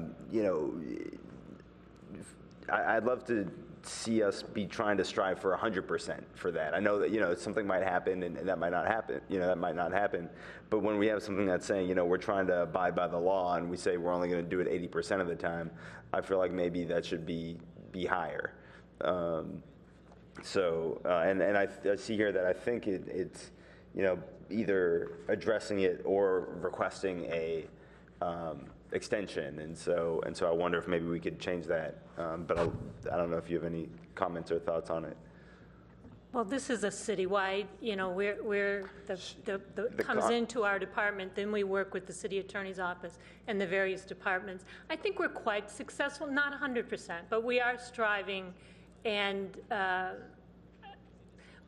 that's why I want to look at a new software to help make it easier for the departments, for the public to be able to do this from their home instead of coming into my office to say, I want to do a public records request. I'm trying to find ways to make the process easier for all. Which is great, and using new technology to do that, I think, could be very fruitful. I guess my only comment was, it seems to say, by having 80% there, it seems like we're saying that's our goal. And that seems to be one where our goal should be 100%. Yeah. I totally agree. Perfect. So, any other questions, comments? And I've been impressed by a lot of the things that the improvements that you guys are doing, boards and commission wise, and on other things. So, just to quickly make that comment. Tentative approval. Seconded, or did you move it and second? It's been moved twice and seconded twice, and all in favor? Aye. Aye. Great. So that passes unanimously. Thank you very much. And could I ask one question as we head into city council? Somewhere in here, I saw how many meetings there had been held last year. Too many. Yes. I know I saw the data. I can't find it while I'm looking at the references right now. I saw it somewhere also. Yeah, and for some reason, it's disappeared. If you can wait a second, Assistant City Okay, Clerk great. Beth Miner will find that. I don't know. It seemed to me like it was some extraordinary number, and I was really surprised. What did she ask? Was it the number of council agenda packets produced Pardon me? annually? Yeah, was it the number of agenda packets produced annually? Maybe that, Yeah, council- annually, that might have been it. Where is that? What Because page for are you every looking at? meeting, Page there has to one- be an agenda. 112, page 112. But actually, when I look at that number, it seems very low, quite frankly. 112. Well, a packet can have more than one agenda. A packet can have your finance committee, can have your policy and services, Yeah. city school, I could go on and on. The various committees that are involved. You thought it seemed low, Karen? Yeah, but I'd forgotten about it. That's packets, that's not Yes, but I'd individual forgotten about meeting that, isn't- agendas. Oh, right, Yeah. right, right. know, So they're that would bundled. have been the number of meetings, though, that No. That's the number of times that we get a packet, essentially. So, but oftentimes that'll have 3 or 4. are there meetings where we don't get a packet?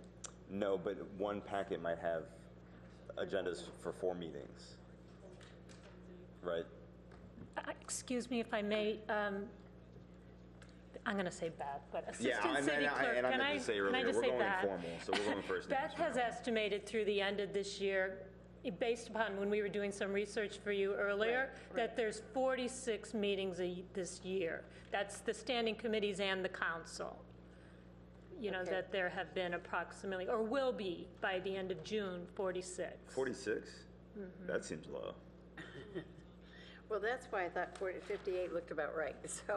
Yeah. So, That's all right. Anyhow, we If you want us digress. to come back with the number, we yeah, can. It's a curiosity. At the next meeting, you We don't can, have to. we'll tonight. bring it back. Yeah. Yeah, well, it was more than curiosity. It really, I think, indicated a number of things. True. The public, I think, is always as interested in how often we meet. They're interested in how much backup they need. And I think that tells a story right in it of how much work has to go into every single meeting. I will You're absolutely right. definitely get this back, and I we take can the get it back curiosity back. to the Finance Committee. We will get it back. Thank you. Thanks a lot. Great. So for the City Council budget, I would like you not to look at your budget document itself, but to the At Places memo we provide you today, because the At Places memo has 2 corrections in it. One is, for once, as I mentioned earlier, This one? no, that's the other actual one? memo which you received. This one here? That's correct. So there's an attachment here, which is attachment 2, I believe. Yeah, attachment 2, which replaces the entire city council budget, and apologies for the slight errors we had. One correction is that in fiscal year 2012, we corrected that we had 9 council members, not 11. And the second, and this is a little fluke, obviously, in the system, and we didn't catch it. And the second one is the budget proposals for the city council. We broke them up more clearly with titles on conference travel versus meal for meetings, and we provided this information. So I hope this will help you in your decision-making tonight. Great, thank you very much. I did wonder about that year you had 11. Easy to get elected that year. Any questions or comments? Karen? Well, you've heard me comment on this about city attorney and city clerk, and I'm not sure from whence this was pulled, but the mission statement, the city council's mission is to develop an overall vision for the community as a whole. That's, to me, not the vision, not the mission of the city council. City council is to, serve the public, to, ensure quality of life and blah, blah, blah, blah, blah, blah. But so I don't see this as the mission. And I know these are not, this isn't the budget, but these are the documents that live on. And I'm not comfortable or satisfied with the language that's here, or under purpose even, but especially that mission statement. This would be the time for you to give us direction on what you would want it to be. And I don't know exactly what it would be. I haven't been able to wordsmith it to this point, but just know that that's not good for me. So could I make a suggestion that maybe give some thought to it, and we can come back to it at the wrap-up meeting, and that's a time that if you want to come back with some suggested language, we can do that then? Yep. If I could add to that, though, because I've asked the city manager about whether or not we have a city mission. You too. They're usually very difficult to arrive at. I remember when we did one at the county, it took us months actually to craft one, and was done by the entire body. They're so difficult that I have a feeling that may be why there isn't one for the city and why there isn't one for the council.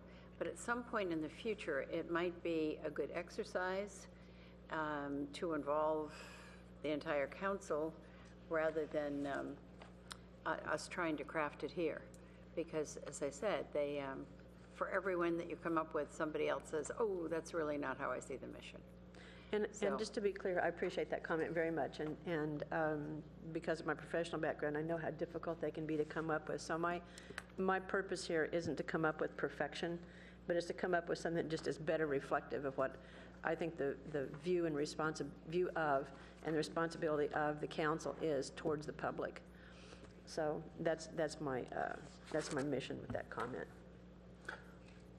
With that, I'll move tentative approval of the budget as indicated in the App Places memo attachment 2 and seconded by Vice Mayor Niss.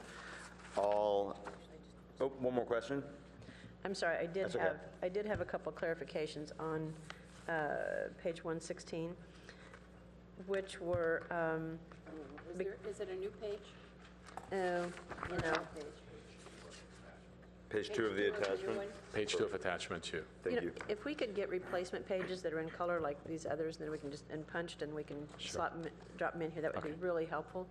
And thank you for providing these. Just a little clarification on contract services, general expense, and allocated charges. Could you just do a quick run-through of, and charges to other funds, just a little quick run-through of that? And then also, say for instance, the $20,000 we provided to one of our sister cities for relief, like where would that be accounted for? The $10,000 which That was provided last year to the sister city in the Philippines was funded by the council through the council contingency at the time. So it would show up next year as an actual expense in the fiscal 2014 expenditure. But we moved it from your council contingency into your budget. But you wouldn't see it right now in this display. So generally, what contract services from the council budget, what are contract services, general expenses, and allocated charges, and charges to other funds? What are those? I can attempt to answer this question. Thank you, I appreciate that. Yes. Since the city council's budget is managed from my office, contract services is where the AB 1234 training, the police auditor, the Sherry Lund, the CAO evaluator. If there's any conflict of interest that need to be handled on council members, the attorney's office, it comes out of this. So that's the contract services. Supplies are, that one, supplies and materials are, that's pretty. General expense deals with your telephones, your iPads, your travel, your meetings, special events, state of the city, the reorganization, and then the meals, the council's meals. That's what is handled in those. And allocated charges, to wrap up the discussion here, is internal service fund allocated charges such as the information technology fund, et cetera, which we charged against your general fund department. Thank you so very much. Great. So let's have a vote. All in favor? Aye. Aye. So that passes unanimously. Thank you. Chair Berman, if we can postpone 6 and 7 until the city manager returns, we would appreciate that. Absolutely. We don't need a motion for that, do we? I think we're informal enough for tonight. I think it's Perfect. okay. Okay, wait a minute, I just lost my, Your agenda? yes. It's under the bottom of everything. Yeah, that'll Okay, happen. number 6 and 7, city manager and sustainability. Yeah, we're going to postpone those. Okay. So moving on to 8. Let's go to number 8. The pages start at page 219 in the budget document, and to page 220. And we have the Director of People Strategy Operations, Kathy Shen, here for you to present her budget. Good evening, Chairman Berman and committee members. I'd like to present my budget. There's really one big headline tonight, but I'll go through the slides. So we have People Strategy and Operations, and our mission is really to recruit and develop a high-performing workforce, right, that can address all of the myriad of issues that council has as priorities, that we have in our normal day-to-day department life, that accomplish what we need to accomplish on behalf of the city and its residents. We've got different functions within our department. Total compensation, that includes benefits and salary and everything that goes along with paying and benefiting employees. Our employee and labor relations, our recruiting function, organizational and employee development. We also manage risk management, safety, and workers' compensation in our department. So we've got some accomplishments, and we're really trending toward using high technology to help with our employee training and with communication. So we've got SpinFX, which is something that we partnered with the Administrative Services Department on to help get information and data from our SAP system. It has really helped our personnel and our payroll reporting. We're conducting total compensation studies, both for SEIU, for management professional, for the public safety unions, and for the utility management employee group. We've had some key recruitments this year: our Chief Sustainability Officer, our new City Auditor that you just heard from, our Planning and Community Environment Director. And we are getting ready to take on the recruiting for our new Assistant City Manager. We have purchased a system called GuideSpark and are getting ready to roll that out. That is another technology system that will help us share with employees all the various benefits. It's a video system, so that will provide employee information on their benefit programs that's downloadable to any device and any mobile device. So we're trying to get information out to employees wherever they are that they can review at their own, on their own time or at work. And we're producing a total compensation statement that should come out in a month or so employees can see the value of not only their salary, but all the benefits, the retirement plans, and we're going to trend it over the last couple of years. So this statement that comes out will have some really good information.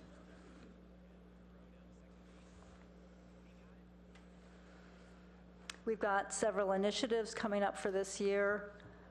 I think we've got a new manager of employee benefits, and her name is Brenna Rowe. She's been on my team for a while. She's really tasked with reviewing all the contracts for our benefits, putting together a strategy that will get us more effective benefits and hopefully save us some dollars to boot. We've got negotiations with, we've finished with SEIU. Every other employee group is up this year, so we're going to be very busy with that. We're developing a comprehensive training program, and we've got a training council that Lalo and I are putting together so that we can provide enough employee development and training opportunities. We're going to use some technology for that. We have Skillsoft, which is an e-learning platform that will be available to provide classes as needed to employees. Again, that's downloadable. They can use it on their computer, on their tablet, even on their mobile phone. We're developing succession and retention plans. Succession is a big issue now because we've got so many of our employees who will be ready to retire in 5 years. So we're meeting with department directors and putting together formal succession plans. And we're increasing our workplace safety and work job audits. The change to our budget this year is that we would like to add a senior management analyst. I resisted doing this for 2 years. This is my third budget. I've seen that because our systems are really complicated, our SAP systems, we need somebody who's a point person who can help us analyze data, employee data, benefit data, salary, the whole ball of wax, help us get our performance levels up and really improve our work. So this I see as a critical position, but it would be an add in the budget. And with that, I'm ready to take questions.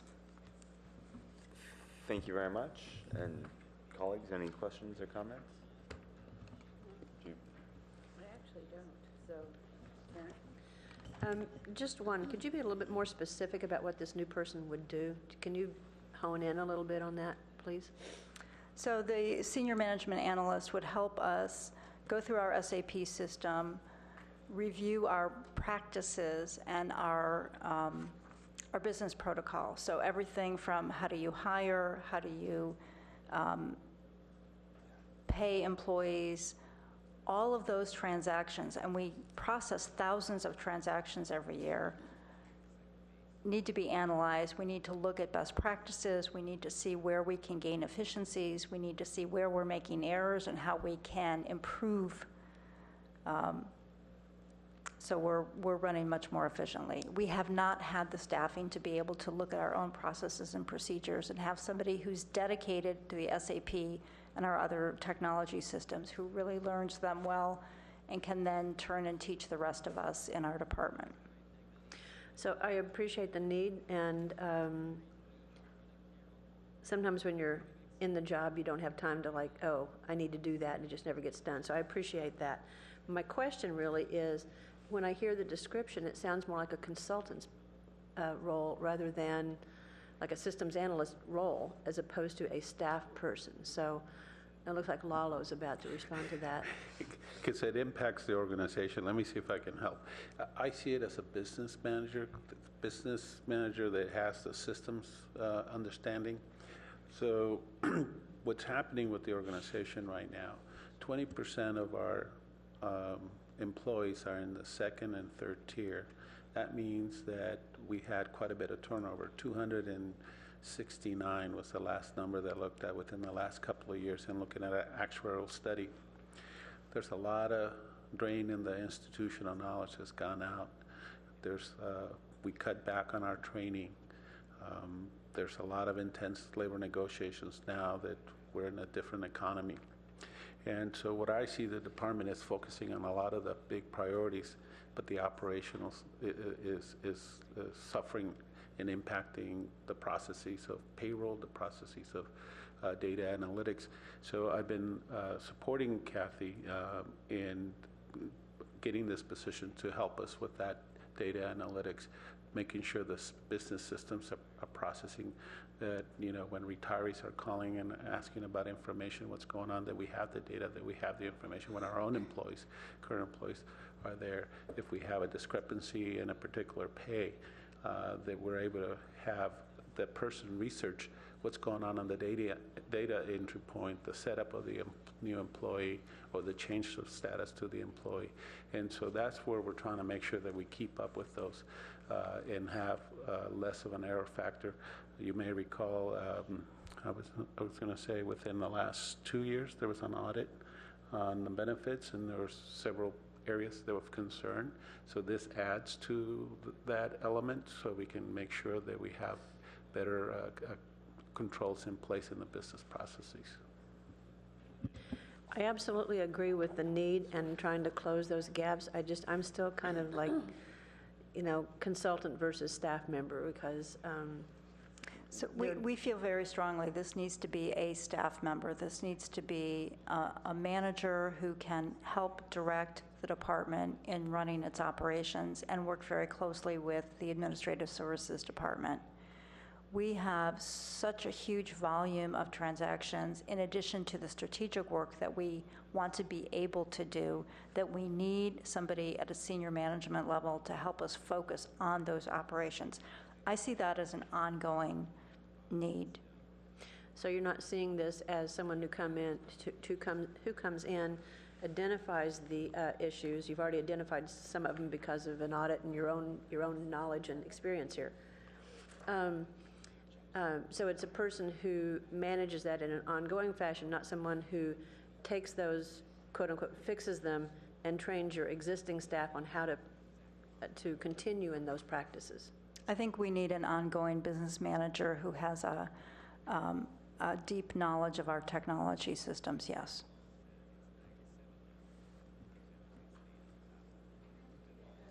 Because I didn't think of it per se, but we use management analyst rather loosely.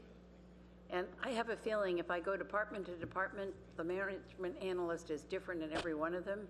So I usually haven't pushed back on it, but some of what I see people doing, I would never call management analyst in my world. But, I guess every culture has its own nomenclature. So I've just decided management analyst means kind of what the department needs to function and function well, and I just haven't pushed at it to say, where's the job description?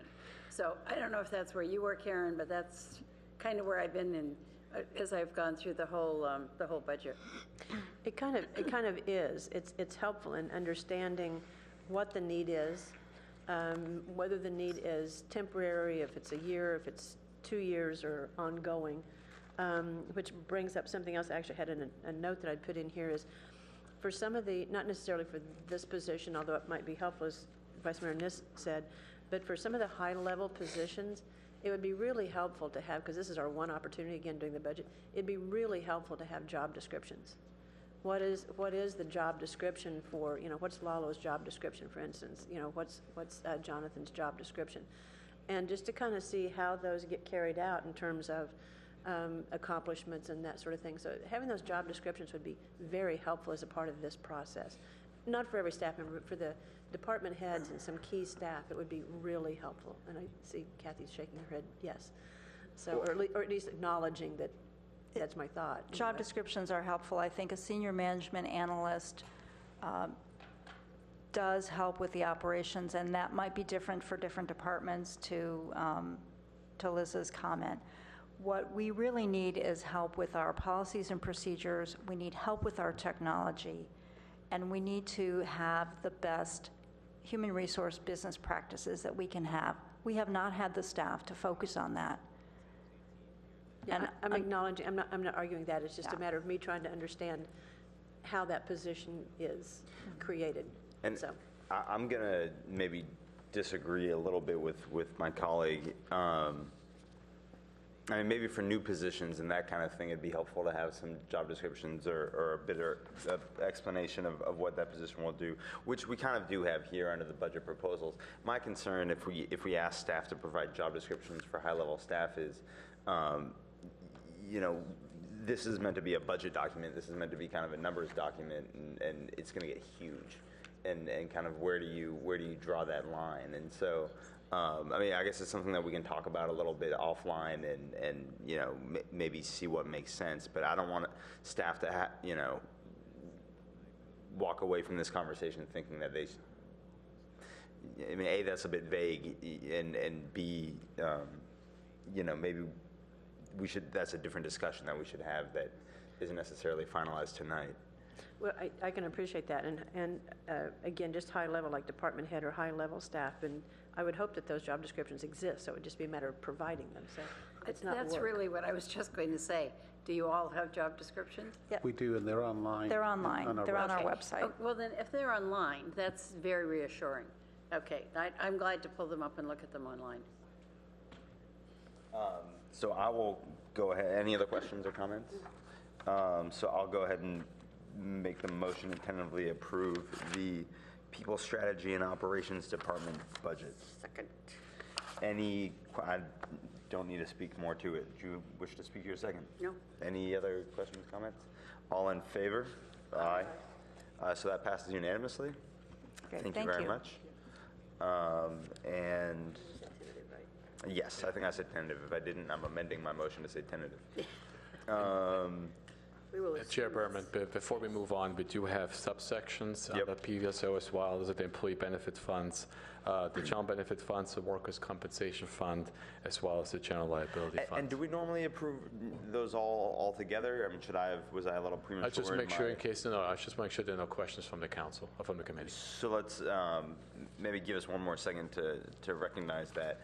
So there are some subsets underneath general benefits fund, workers' compensation fund, general liability fund, and give us a minute to Way at flip the through. And if I and- maybe speak to those quickly. Yeah, that'd These be are great. really internal service funds, which we have set up. So what happens with those funds, such as the general benefits fund, we draw dollars from departmental budgets, and through this fund, we pay for health care and for pension.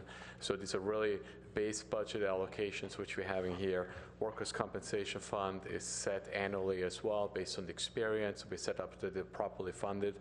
And then lastly, the general liability fund is the same one. So these are really accounting mechanisms for certain expenditures which the city has, so we can pull those, and it's just part of the budget which we're requesting a tentative approval for. Thank you very much. Give us 1 minute.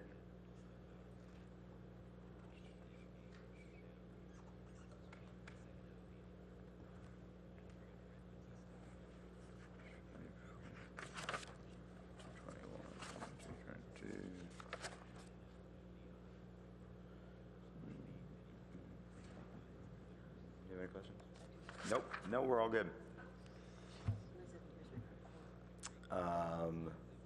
It's a good point.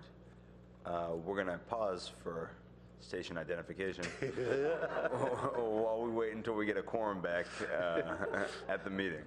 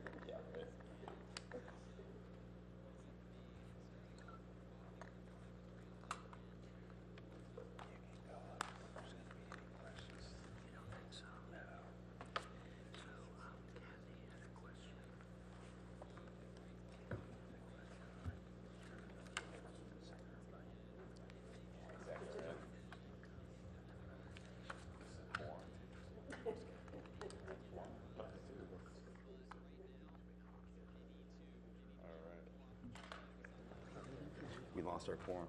Oh, you I- couldn't I- vote? I didn't realize it either until it was, Karen mentioned it. So we'd already voted on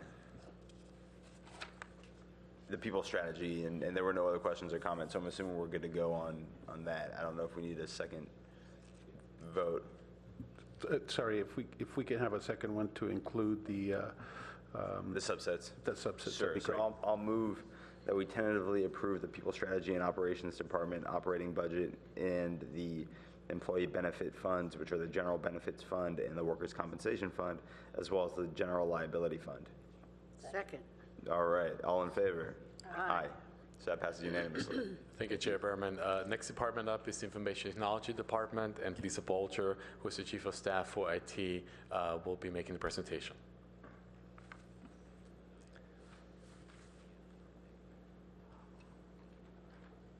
And she will be joined by Sherry Wong, who is the Management Analyst for the department.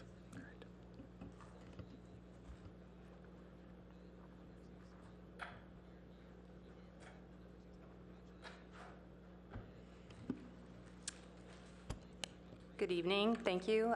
Lisa Bolger, IT Chief of Staff. First of all, I wanted to send Jonathan's regrets for not being able to make it tonight. I'm sure he's off changing the world right now as we speak. So, okay. Yeah, exactly.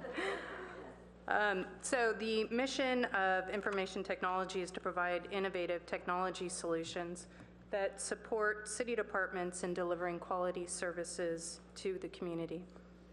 The purpose is to champion an inspiring and forward-leaning vision for city technology, one that reflects the unique role of the city as a global leader in technology innovation, also to provide high-quality technology-related solutions to city staff and its constituents, and not only to support, but to continuously improve essential technology infrastructure for enabling the day-to-day operations of the city. And last but not least, to create and maintain an exciting workplace for the information technology team, bless you, and an environment that inspires high performance and provides career growth for future opportunities. IT is comprised of 5 different divisions. We have the Office of the CIO, IT Governance and Planning, IT Project Services, IT Operations, as well as Information Security Services.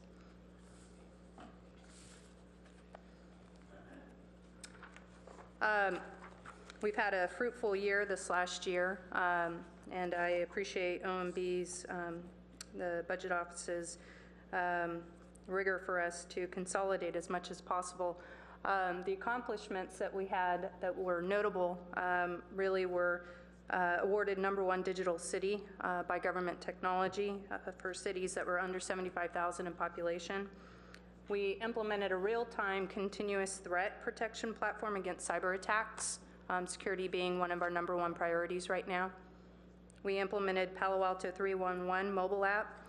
We're just shy of 1,000 actual unique subscribers, and also reported over 1,100 issues that were actually completed. We have implemented Wi-Fi in all city buildings, which hopefully you've been able to utilize. We currently have roughly 280 users on a daily basis from staff that actually are accessing the Wi-Fi. In addition, we have roughly 220 guest access on any given day as well. We also implemented Wi-Fi in Cogswell Plaza. We have roughly 110 sessions per day over at Cogswell.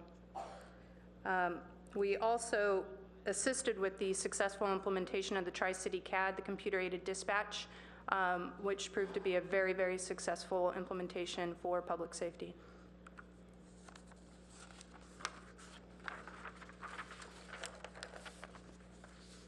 In terms of our fiscal year 2015 initiatives, we have our fiber to the premise and wireless network plan. Those are our conversations with Google. Data center and computer cloud backup. This is really to provide a more robust and enterprise-class backup strategy for the city. We have cloud-based communications and productivity suite implementation, as well as our internet redundancy implementation in support of any of our future cloud implementations, as well as mobile device management, otherwise known as MDM, for security enhancements. Significant budget proposals. You'll see we have a listing. We identified 3 here for our slides.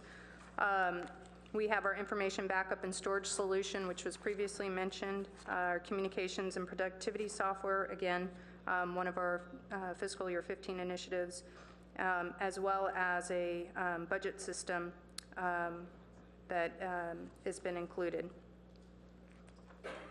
With that, I'd like to open up for any questions. Thank you very much. Yep.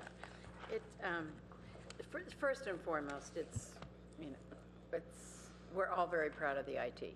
I think the relevance there is we live in the Silicon Valley. It would be embarrassing to not have a star-studded IT department. But that said, it still is extremely important to our citizens to have this kind of connectivity. But looking at this, and all of these are funded by a different source, but IT fund reserve, I know, but what is the technology surcharge fee? Okay. Do you want to take that? Thank you, Vice Mayor. It looks like it's robust. What we did a couple of years ago, it was not our original idea, so we can't take credit for this, but a couple of cities in Northern California had an innovative idea, I'll call it. Because of the deep recession, most entities stopped funding technology and infrastructure. So we mimicked what their idea was to add a surcharge to our fees of 5% and dedicate those funds for technology initiatives. So that way, we could fund, and this is in the general fund, we could fund initiatives that would benefit citywide programs or areas. So this is a general fund. Do both of you know about this? Because if not, I won't push back on it. I can get it later. Yeah, go ahead. So this goes into, this is a general fund? We collect it at the general fund activities, and then we transfer it to the technology internal service fund to pay for those initiatives that we want to. And you never had any feedback about it or any? Well, it's in its second year. Yes, the second year, so it's rather in its infancy, but we find it as a relief in terms of pressures to the general fund because it does provide a mechanism for us to put forward, as you said, let's stay up top and be leaders. Right. So this is a mechanism to fund it. I'm not complaining about it. I simply wanted to know how it worked. And presumably no one has said anything about it that wouldn't be a positive kind of feedback. Oh, I see. I was taking it the other way. Maybe because we haven't really publicized it as much other than the budget hearings themselves. I'll stop right there. Thank you. Councilmember Holman? Nope. I don't really either. I mean, you guys have a lot going on, and it seems like the And you make us look good. And you make us look good, and we appreciate being number one in anything, and so thank you. I had the fun while you're looking of going to Seattle, was it, to get the technology award? Oh, did you? Right. And it was the one I think who was the most excited about it was the city manager, to be quite honest. The rest of us were pleased, but we didn't, I think, recognize the great importance of receiving that so early on in our program. So it was very, very exciting. Just one question is because information technology is about information, which translates to me to data. And a lot of, I'm asking you to put yourself in Jonathan's shoes as well as your own shoes. A lot of the decisions that we make, a lot of the recommendations we make, and a lot of guidance that we look for from staff is based on data. And you work with virtually, can I say every department? And I guess going forward under accomplishment, what I would like to see under an accomplishment for next year, and tell me where you are in this, and if you have, 30, getting to that age, 33 staff. It's a lot of staff, but you are spread citywide. So it's kind of a question, but it's not a rhetorical question, but it sort of is as well, about how you can assist, or what you've seen in being able to assist other departments in being able to better utilize the SAP system and that sort of thing, so we can track and manage what we have, what we do, where we're going. Is that a fair question? That's actually a great question. In fact, we understand that data is really going to be the driving force for making any future decisions. So what we've actually done is we have earmarked and roadmapped an actual BI tool, so business intelligence tool. So the expectation is that within fiscal year 15, we'll begin that process for scoping out what that might actually look like and what it might mean to the departments in terms of how they would use it. So it's definitely on our radar, and we expect to address it within fiscal year 15, starting to begin to address it within fiscal year 15. And how will you look to prioritize those? Because it's not for the, it's for the departments, as far as it's not just for the departments. It's for the departments, it's for the council, it's for the public, it's for the media. So how will you look to prioritizing those? So we currently have a governance review board, so all of our initiatives go to the board every month.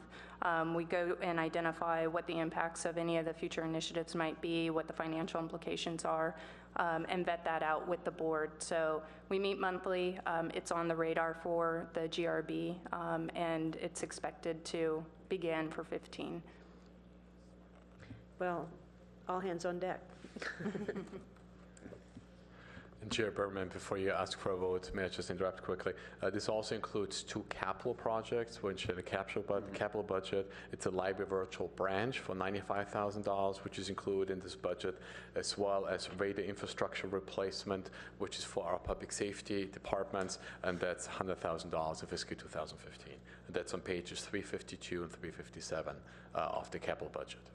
Thanks. Thank you. Any other questions?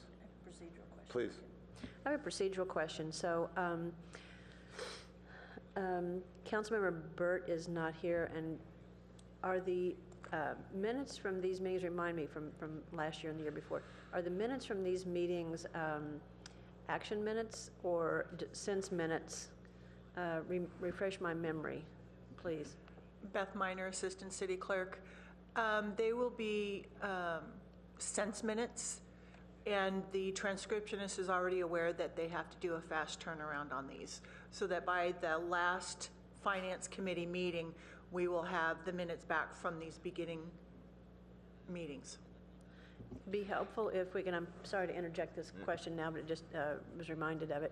It'd be helpful if we could maybe get them as we go along, as opposed to having them all at the end, if that was possible.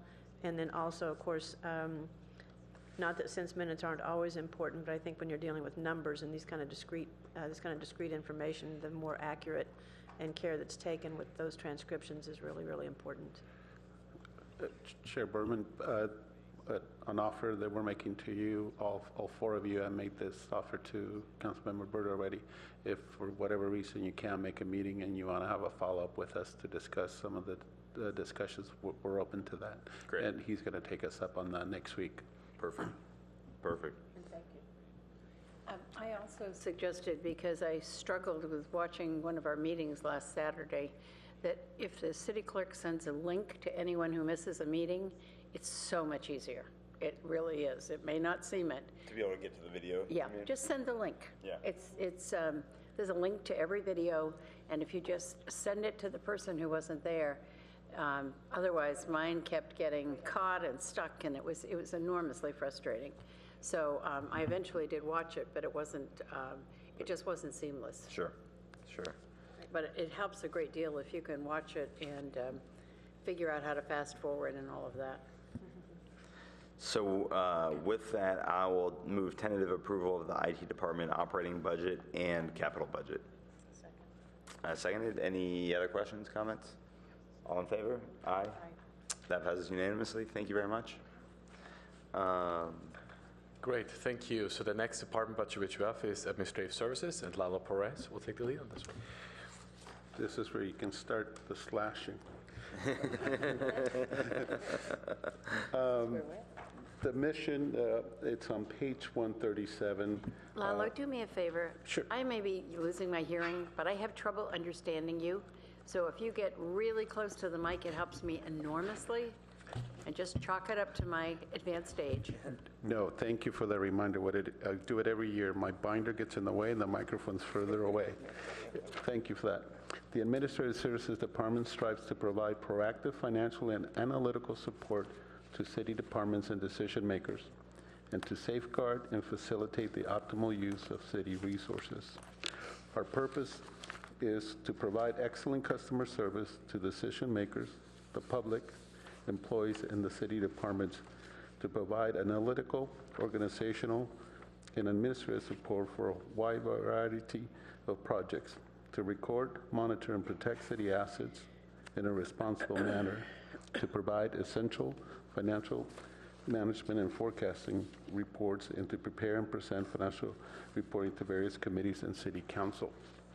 In this slide, you can see the divisions that I oversee, which includes administration, accounting, purchasing and contracts, the Office of Management and Budget, property management and acquisition, and treasury, which includes the print shop and the mail fund.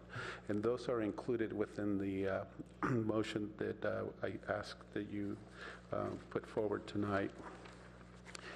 In terms of accomplishments for our department, we took the task of creating a new departmental strategic plan.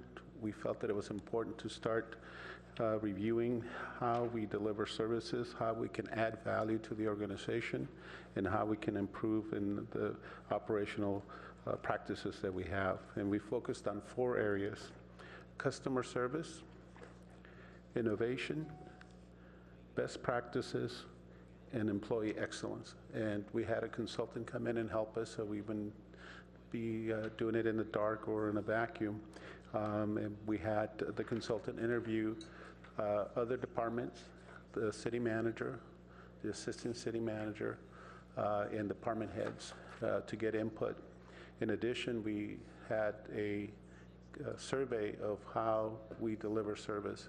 And so we received a lot of feedback, some positive and some where we needed to improve. And so we incorporated that into our work plan. And I'll talk more about how we're going to go forward on that in the next slide. As you're aware, we completed a review of citywide procurement. For this, again, we hired a consultant to help us, and it was very helpful. We were able to see that we have opportunities to improve our process, and we are going forward with those recommendations. A lot of them have to do with the change or turnover, if you will, in employees. As I mentioned earlier, we had a vast number of employees turned over, so there's a lot of knowledge that walks out the door that we need to retrain folks, not only in my department, but in the departments we service.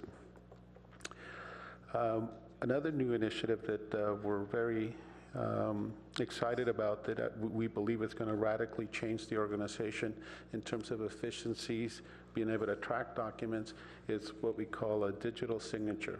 If you refinance your home recently, you probably have experienced this, where you get an email, and within the email there's a passcode. You enter your passcode and you have access to the documents. You read them electronically and you sign electronically, and it's all secured. So we're going to do that. We started that pilot with contracts for professional services, and the vendors love it because they know where the document is, they get it signed, and it comes right back, and everybody can follow the bouncing ball, if you will. And so the concept here is that we will like to roll that out for anything that needs a signature. So that could really expedite the process. For example, right now, resolutions to be signed, we walk it through, and about 5 different of us sign those documents at various stages, and it gets walked manually. So envision that being an automated process where it goes through a lot quicker. For over 10 years, the print and mail shop has been certified as a green business. We were one of the first ones in the county, and we have been able to maintain that designation. Another change that we made that I think is helpful to the organization and to the community is that we really streamline our financial reporting. This is what we call the CAFRA, if you will, Comprehensive Annual Financial Report. Last year, we brought it to the Finance Committee in early November, when it had typically been coming to you in December. So the sooner you get it, the sooner you have an understanding of how we're doing financially. So that's why I think it's important, not only for you in the community, but also for our bond rating agencies, that they know that we're on top of our information. Kathy touched on spin-effects, so this is going back to what we were talking about earlier, that we're joined at the hip, if you will, and with the business processes and the enhancements and the additional analytics. Councilmember Holman, you mentioned about having data. And one of the things in the research that we've done is that a lot of us have the data, but we don't have the tools to conduct a deep analysis. And that's part of the reason why I supported Kathy's ad. And in my team, we're making this report to help us. For example, if we want to know the ratio of sick leave versus vacation use with the spin-effects, it just takes a couple of minutes now that it's configured for us to find that out and find out what percentage in each labor group is being used. And so before, it used to take a lot of analysis in a Excel spreadsheet, and now we don't have to do that. We can figure it through this report. So it adds efficiency, and then it provides us a deeper dive in the analytics of that data that we had before, but we didn't have the tool. Let me move over to initiatives of 2015. Here's where we want to come in and now implement the strategic plan. So we're at the early stages of implementation. It's going to take us some time. A lot of it is going to be focused on innovation, because I believe that the tools that are out there to help us review that data is important. We want to have process improvement. Obviously, there's recommendations from audits, so I have my directive from that, but then there's other areas where we are identifying those areas where we want to improve. Some of that would be to decentralize some of the responsibilities, for example, for procurement, to certain specific areas or departments where we know that they will benefit from them doing the actual solicitation, and it will create efficiencies for them and for us. So we're identifying that kind of area. We're also looking at ensuring that by shifting that and having the electronic version of documents, and that gives us more room for oversight and control enhancements. So, that's the buy-in, the benefit, if you will, of getting those tools.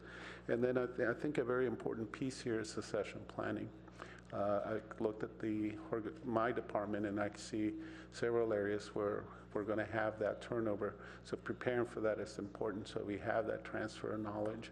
As you've seen, Walter's taking the lead instead of myself in the budget. So, let him run with that while I can go and focus on other people. We're also upgrading our cashiering system to keep up with technology. As Vice Mayor Niz said, we'll be able to have folks come in and be able to use their ATMs and have wireless machines.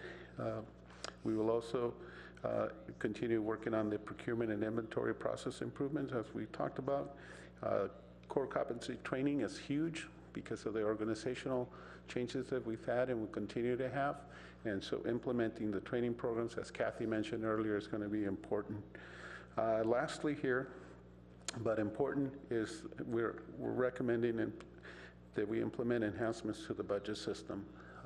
What does that mean?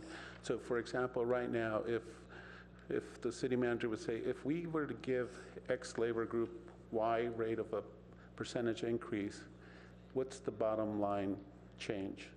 Well, we have to go into a spreadsheet and calculate it.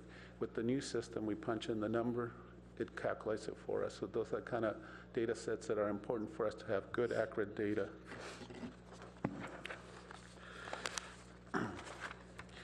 In terms of changes, I'm not recommending much for my department.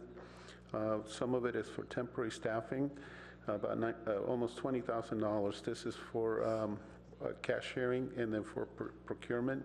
This is to help with the impacts of the residential parking program in cashiering, and then for purchasing for the initiatives that we've been talking about in the audits.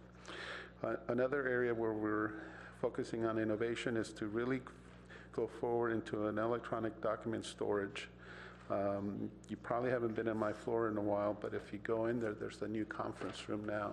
So we have 2 conference rooms that are used citywide, and that came about from us switching from paper-based to electronic. It created that efficiency for us because now you can locate documents through indexing through online, and then you get the benefit of having the extra meeting room space.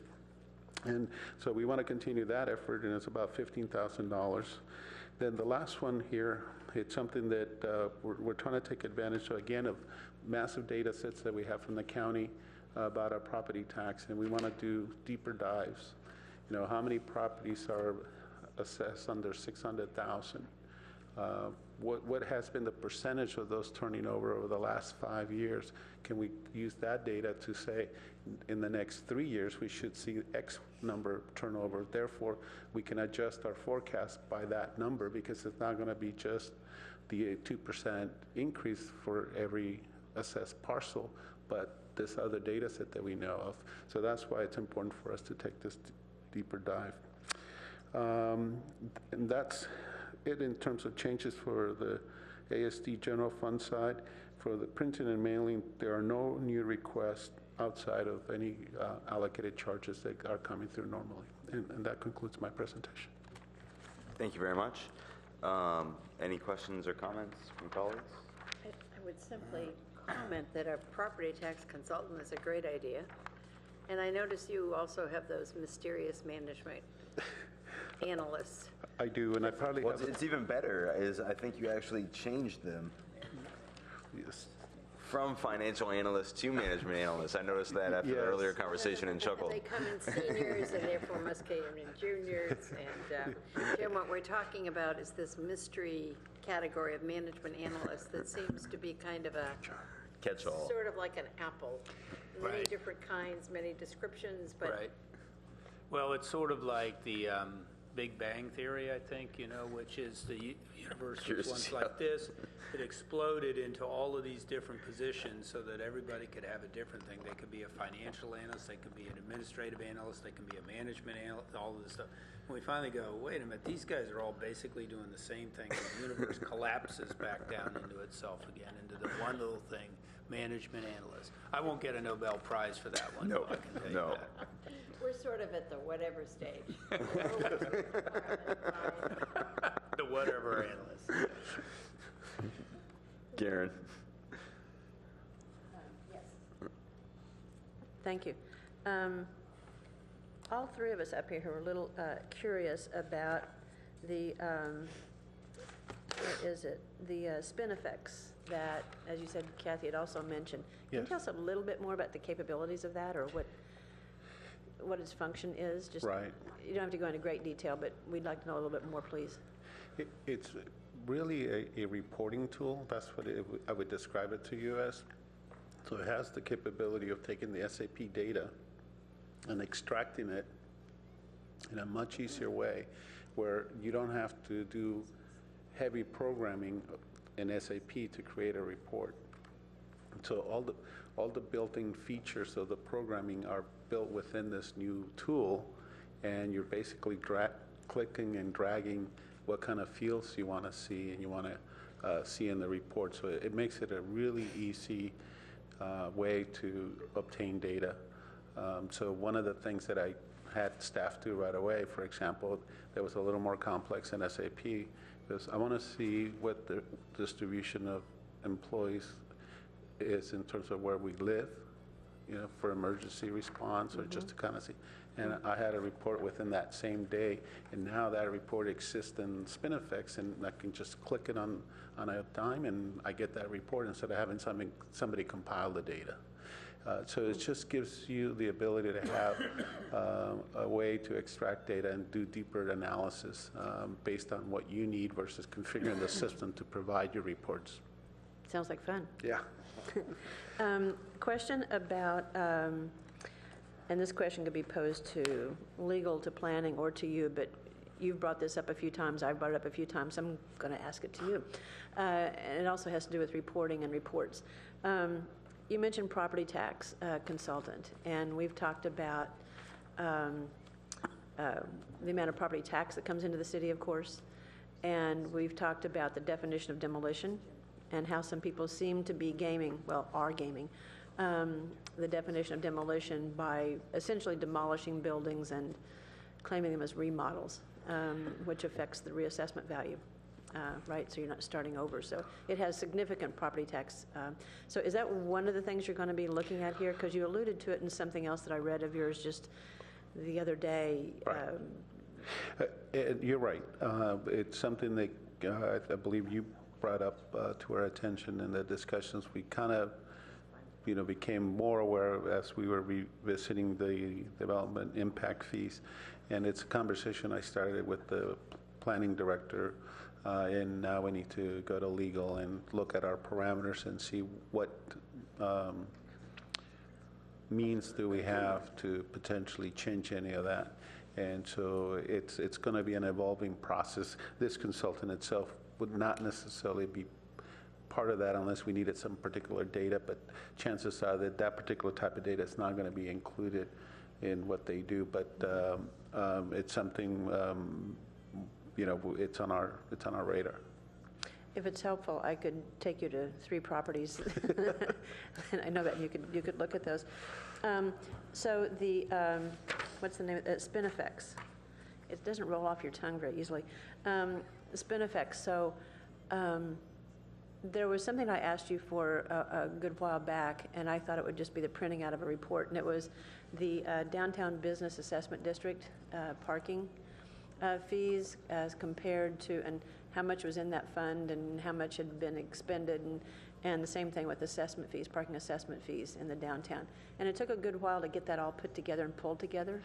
And so having Spinifex, it's still going to have the information input, but what are you doing to try to identify that kind of information that should be data collected, and so you can just print out a report, because it doesn't magically happen. It sounds almost like magic.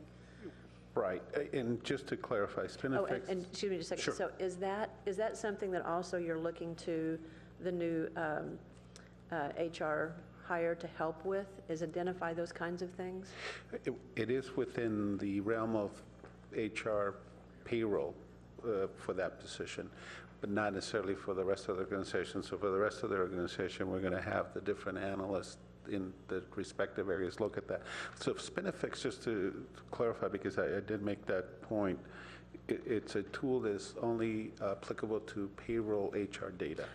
Okay. So, thank you for clarifying that, sorry. But there are tools that we want to pursue to look at that are add-ons, I'll call it. So in other words, by add-on, I mean you add it on top of the SAP system, which is like Spinifex. So we're looking at other tools in other areas, and also remember, but to remind you, we're having the SAP assessment internally as well. That was my next question. And so we don't want to get too far ahead of the curve until that is completed, but at the same time, in parallel, Jim has asked me to look for different tools for procurement, for inventory, for the different areas. So I am researching to see what other tools are out there available that are similar to Spinifex that give us more efficiency and effectiveness. For example, one is for procurement, is where vendors can come in and register in this tool, in the system, that they're interested in receiving competitive solicitations, whatever type it is. And then the system would keep those, and then it would tie into the contracts, and the contracts would be there.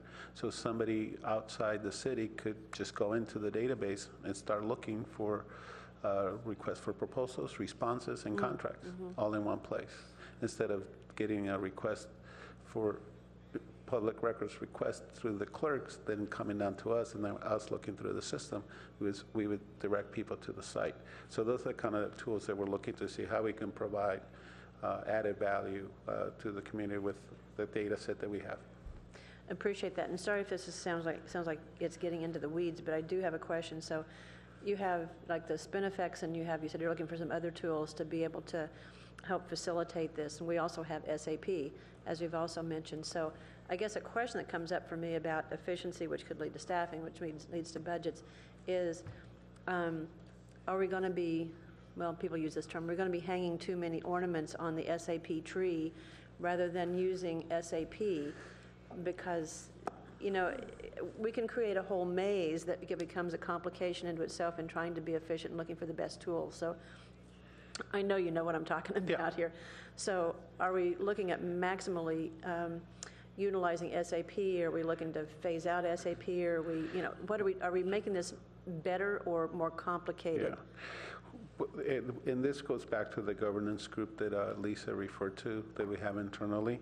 So we have those discussions. If it's something that we can do within SAP and make that adjustment within a reasonable price, we do that. We just, you know, make that decision and make that adjustment. Anything of significance, we would come to you, but we're not prepared to do that until we complete the assessment. Okay, thank you very much. And City Manager Keene's been out of the room, so if you have anything to add to this discussion, I just give you the opportunity. Or you don't have to. It sounded like Lalo got into a lot of interesting stuff with you. I didn't know we'd bought that system. No, I'm just kidding.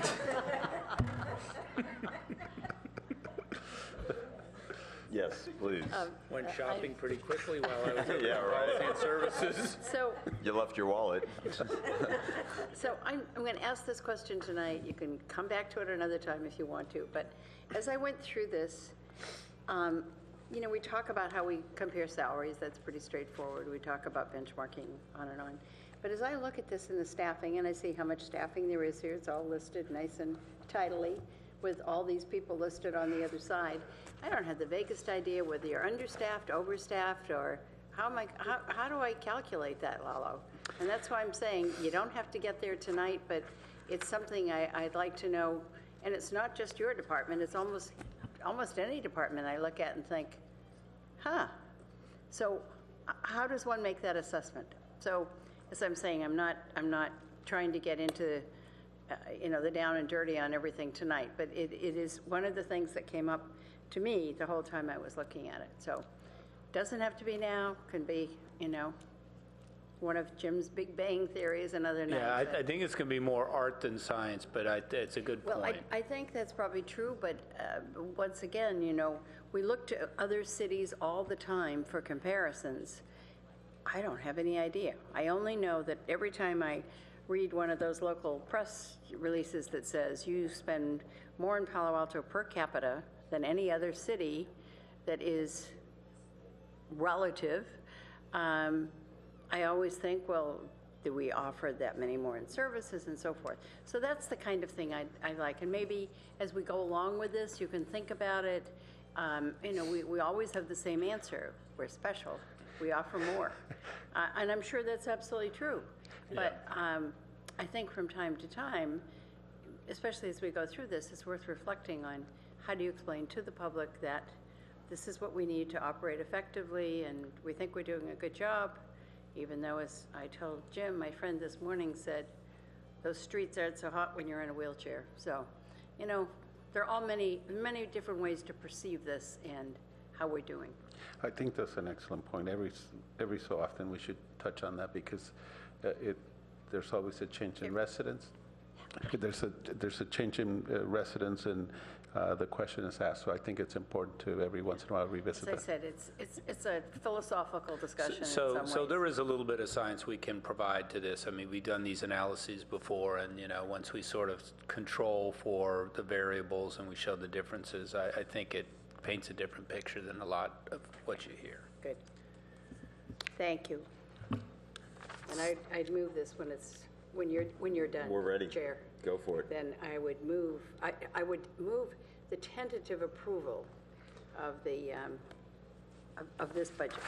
Perfect, and we'll call it of ASD department and operating My budget. tab says administrative services, but then whatever. Yes, that.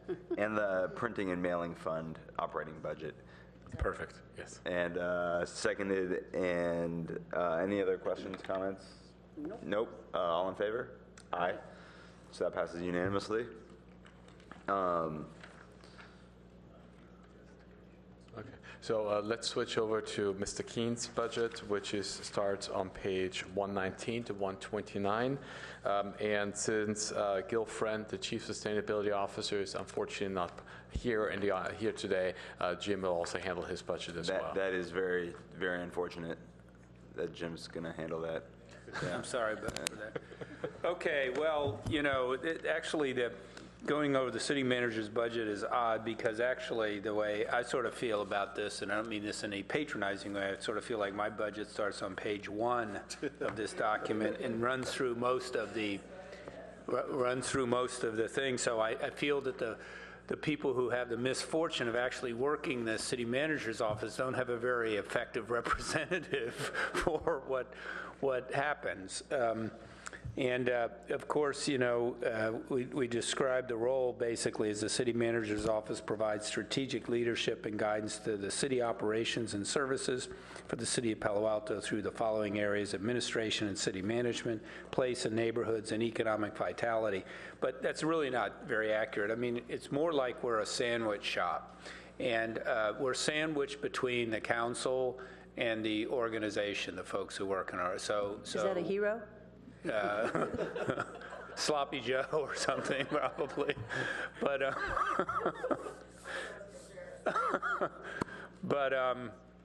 And so, you know, our work is very much oriented upwards to supporting the council, but also simultaneously downwards in supporting the whole organization. So, you know, in a lot of ways,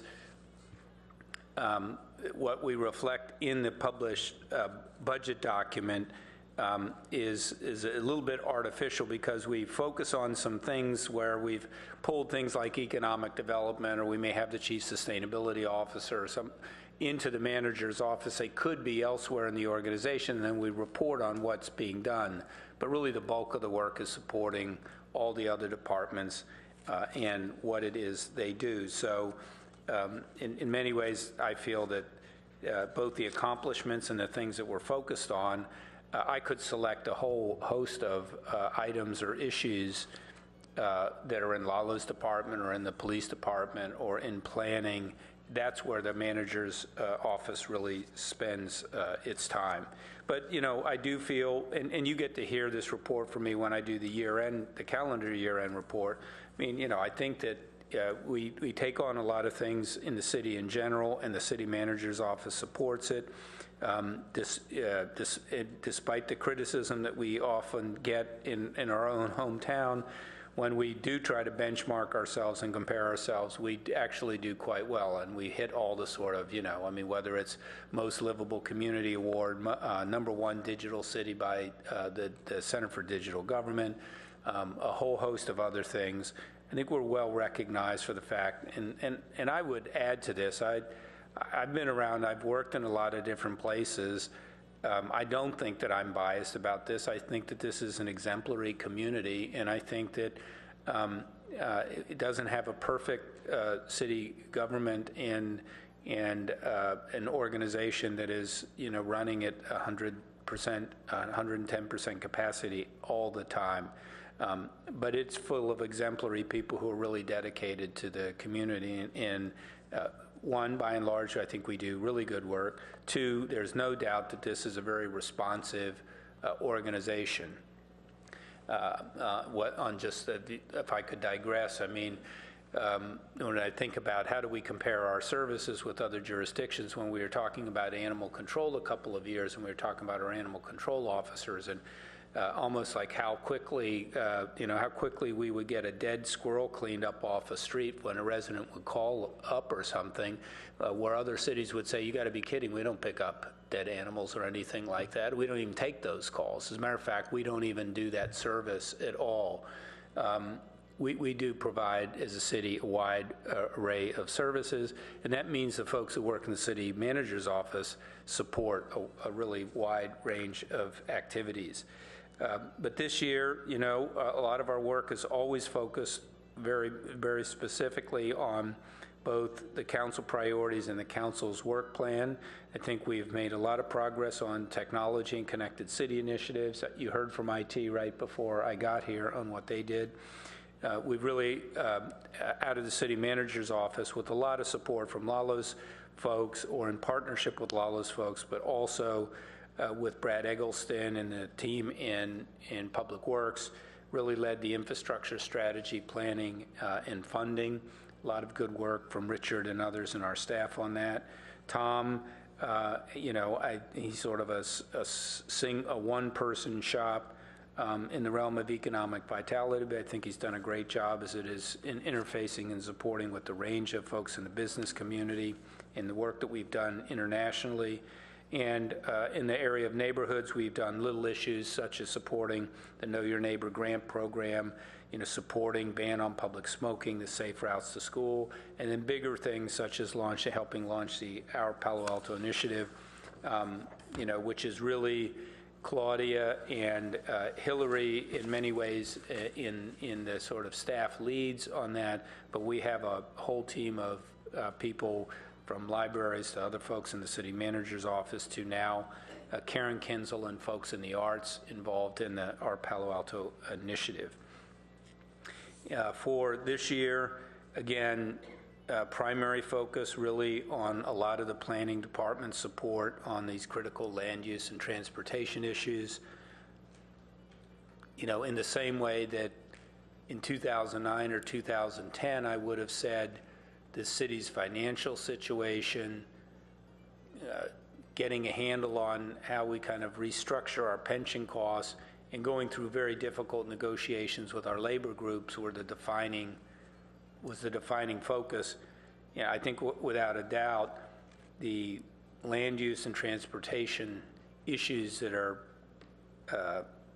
manifesting in our community as evidence of the pace of change in this region are the really defining issues for 2015. Not to say that other things are not there, but if we don't make progress, if we're not successful in that area, we're just not going to prevail.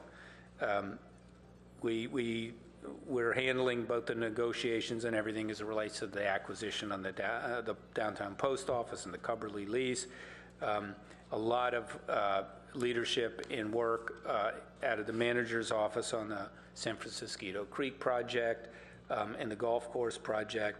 And again, less visible, but as a result of both the need and the council's explicit direction to me on enhancing organizational performance and operations, so a lot more focus on work plans, performance management.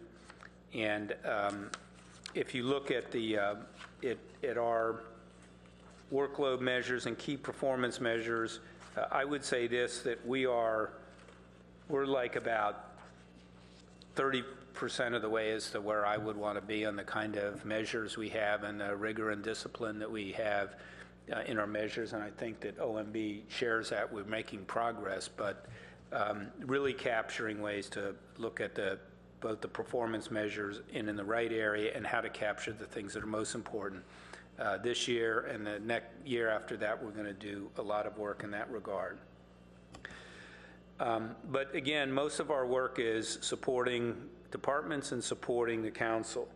And I would just turn your attention to the workload measures on page 125, just to give you an example of when you start to parse out some of these things. The actual count, and I don't know if the clerk had this also, but on the total hours of city council and city council committee meetings in a year is about 375 hours in attendance. That's the actual count. Yeah, we actually had, I think, the clerk go through and actually count the actual hours, but yeah, I would imagine whatever that is. I'm just doing the division. Right. So that means, for me, I go to almost all of them, that's 375 hours just there for one person. That's not for multiple people in our office. This is just for one person. However, I would say if you were to take what it takes to prepare for a class versus the hour in class, it's at least the 3-to-1 rule on that. So if I were just to take 3 hours of prep before and after council meetings for one person, in my case, me, that is 1,500 hours a year. That's 72% of a full-time person's job. So 72% if I worked a normal That's why we need hours. a pay raise. No. 72. My point isn't about that. It's just saying that's just one area of the city to start to realize how much demand we have placed on us. And I think if we could develop other measures, it would get to Councilmember Vice Mayor Nissa's point about the demands in this organization. How much more, not only is the expectation, but the orientation on and community engagement and outreach, how much on the span of management that we have in this organization. We have as much diversity, I'm just thinking through this right now, basically as much diversity organizationally in what we do here as we had in Tucson when I was city manager, in a city that's almost 600,000 people, and 10 times bigger. So as much complexity. Now, we had 6,000 employees there and 1,000 employees here, but we had more employees in the areas, but we had the same number of buckets and all of the things that needed to be done. This is really a complex city. And it's like a big city in its scope. It's just that the numbers are a little bit different. And you know that because the expertise that the council ultimately has to have or develop, deal with issues. Speakers were speaking about that the other night. And the same thing sort of exists in the city manager's office. We'll bring somebody in to be able to work for a while. Ultimately, the chief sustainability officer just may be spun off completely independently, but as it gets sort of started up to be able to have access to the organization. Tom Fehrenbach right now, while he's working in our office, we're actually assigning him some to work with Hillary. One, she's got some staffing deficits right now with Aaron being gone, and to have somebody who's kind of connected in the community, knows the organization well, and there's a nexus between... Management analyst is the answer. That's what it is. I aspire to be a management analyst myself. So, we'll be loaning Tom to work some of his time with Hillary in planning. That's the adaptations that we make. So there are two additions to the city manager's budget from what's basically then I would say is a static budget, and then outside of the Office of Sustainability. One is adding $150,000 to support our Palo Alto initiative. I can't say explicit, we haven't developed an explicit budget for that, but that is to be sure that we have the funding to support all the variety of engagement approaches that we're going to need this next year to be able to be successful. And then the second issue is I've held the assistant to the city manager position that was Sheila Tucker's position. She went on to Santa Clara to be an assistant city manager. I will point out the previous assistant to the city manager in Palo Alto went to Hayward to be an assistant city manager. And our assistant city manager just left and has gone to San Jose. I've held that position open in order to be able to come to the council with the proposal to convert that to an assistant city manager and to have 2 assistant city managers. And it goes back to the scale issue of the arrangement of issues that we have. I do want to create a more formal structure in the city manager's office, forego the assistant to personal support, and have recruit 2 capable assistants who I can assign day-to-day reporting of the different department heads within the leadership team in 2 cohorts. I can't do all of them. That's too big of a span of control. And some way to create some affinity groups in day-to-day management so we can enhance our operational oversight and our strategic planning, and also hopefully give me even a little more time to be supportive of the council, support the organization overall, and deal with a lot of the strategy and issues that we need to have. So I really would request your support on both of those items. And then I'll just turn to the Office of Sustainability. The one is to specifically... Do you want a motion on that first before you go into sustainability? You want to take them both together? But however you'd like to do it. Yeah, Okay. let's pause Okay. at this point. Yeah. All right? Yeah. So questions or comments or whatever, please. I just want to verify that what I'm seeing, because this is not what the, without those tabs, I can't go back and forth easily. But this is not what the city clerk told us as far as the number of meetings. So your number of meetings indicates that there were 100, well, because we're halfway through 14, so I don't know whether you're doing half and half on this or not. So I'm going to guess, though, that the number of meetings that you're saying we have had or will have had by the end of June is 125. Is that right? That's the estimate, that's correct. On page 125. And the number of hours was 375. And I don't know whether you mean those are your hours, Jim, or somebody else's, Jim? Oh, no, yeah, so that was a way, just trying to actually count the 125 meetings, how they convert to total hours. In my Okay. case, I would say for me, that would be 375 hours, roughly. Right, okay, so those are yours. So we had the number of meetings, those are your hours, and I'm figuring if I was just thinking, That's in the meetings, yes. right, you're actually in the meeting, that's not prep for the meetings and so forth. And then the staff reports issued were 500, or will be 500. Right. And that's pretty, that's a lot of heavy lifting. Yeah, and I would say that, appreciate that. I would say that, how do I say this in the right way?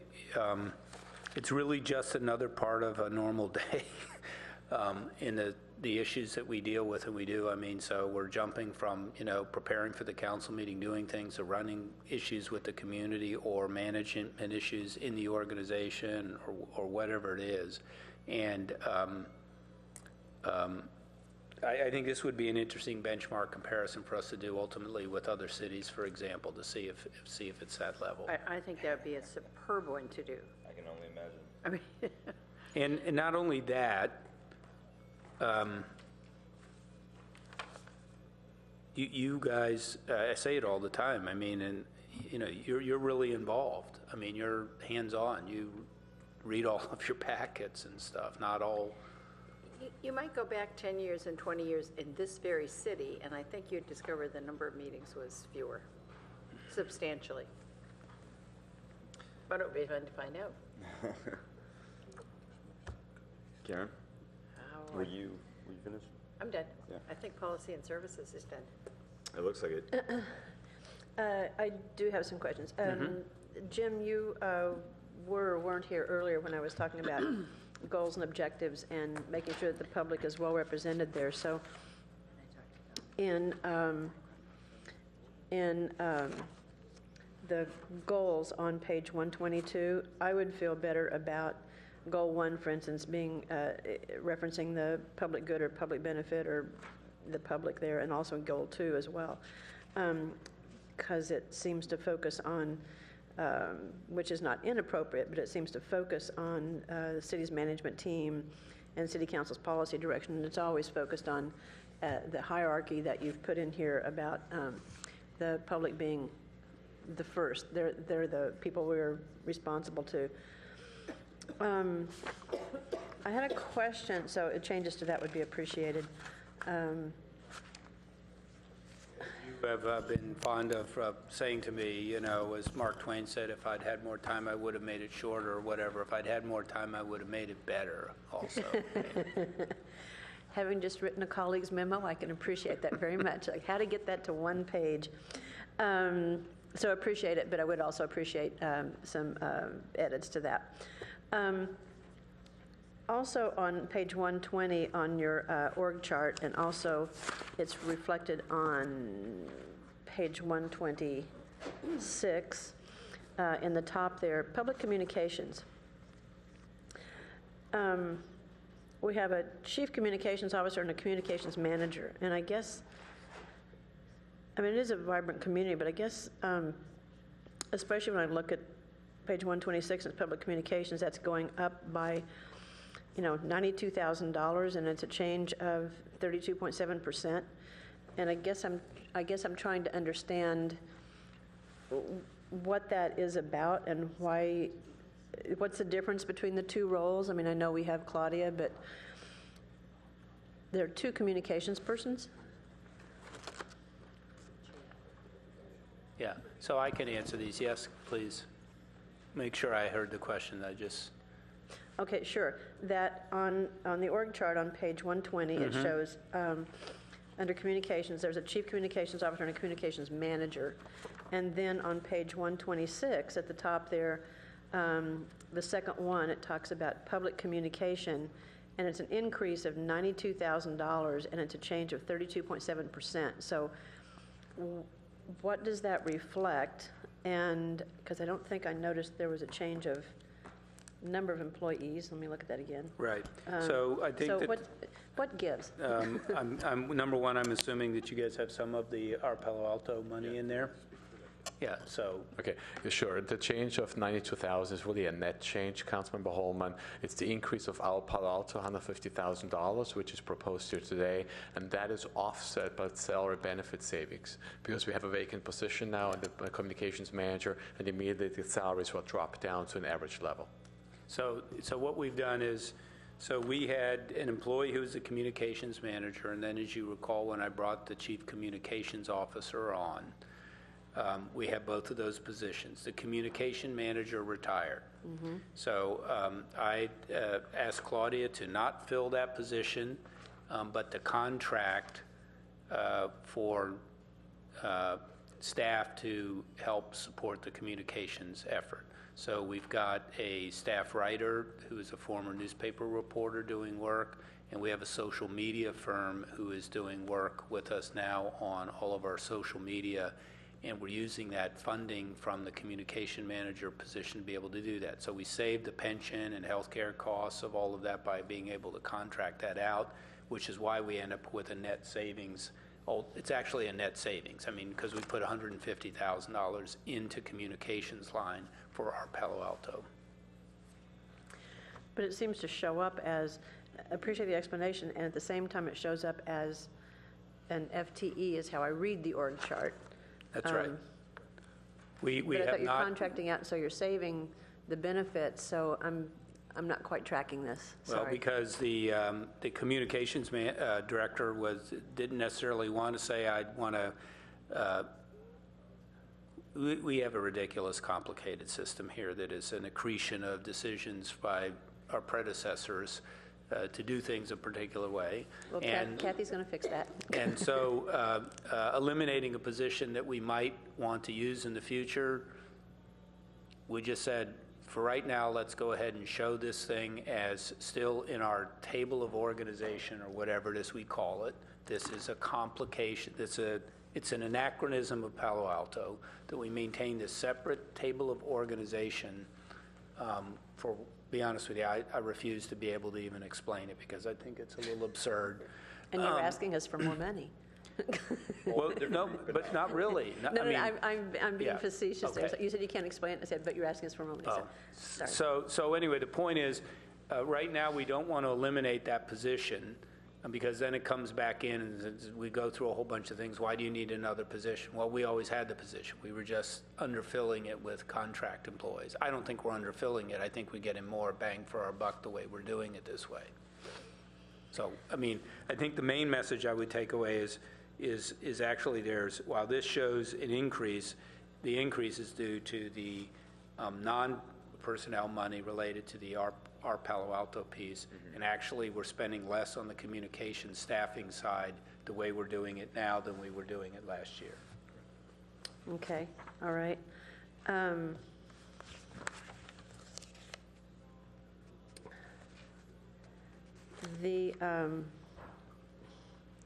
guess this is akin to, and maybe this is a place to ask this.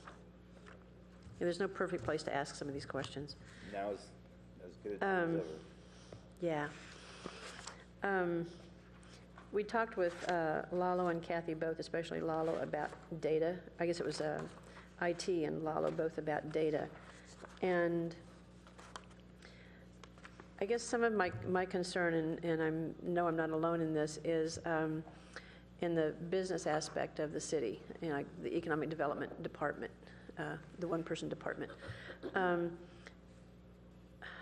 How is that department functioning, supported, focused on deriving the data that we need in order to make decisions? I don't know if it has to do with, the SAP system, if it has to do with Spinaflex or whatever the software is that you're talking about, or because especially as we go forward with, the business registry and, all this has come up recently about use and occupancy permits and all of that, which is not just, I don't want to focus on one person or one department. It also had to do with the Planning, Community Environment and Development Center, the Development Center, really. So how do we identify and get all of that rolled in, and can we do that in this budget, and is it a priority, and, what else do we not know? And Right. You're correct that we obviously need more data for our outreach. Right now, where Tom focuses is on the sales tax data. That is a driver of the information. He's actively engaged with the community and business community, trying to understand the changes of what's going on.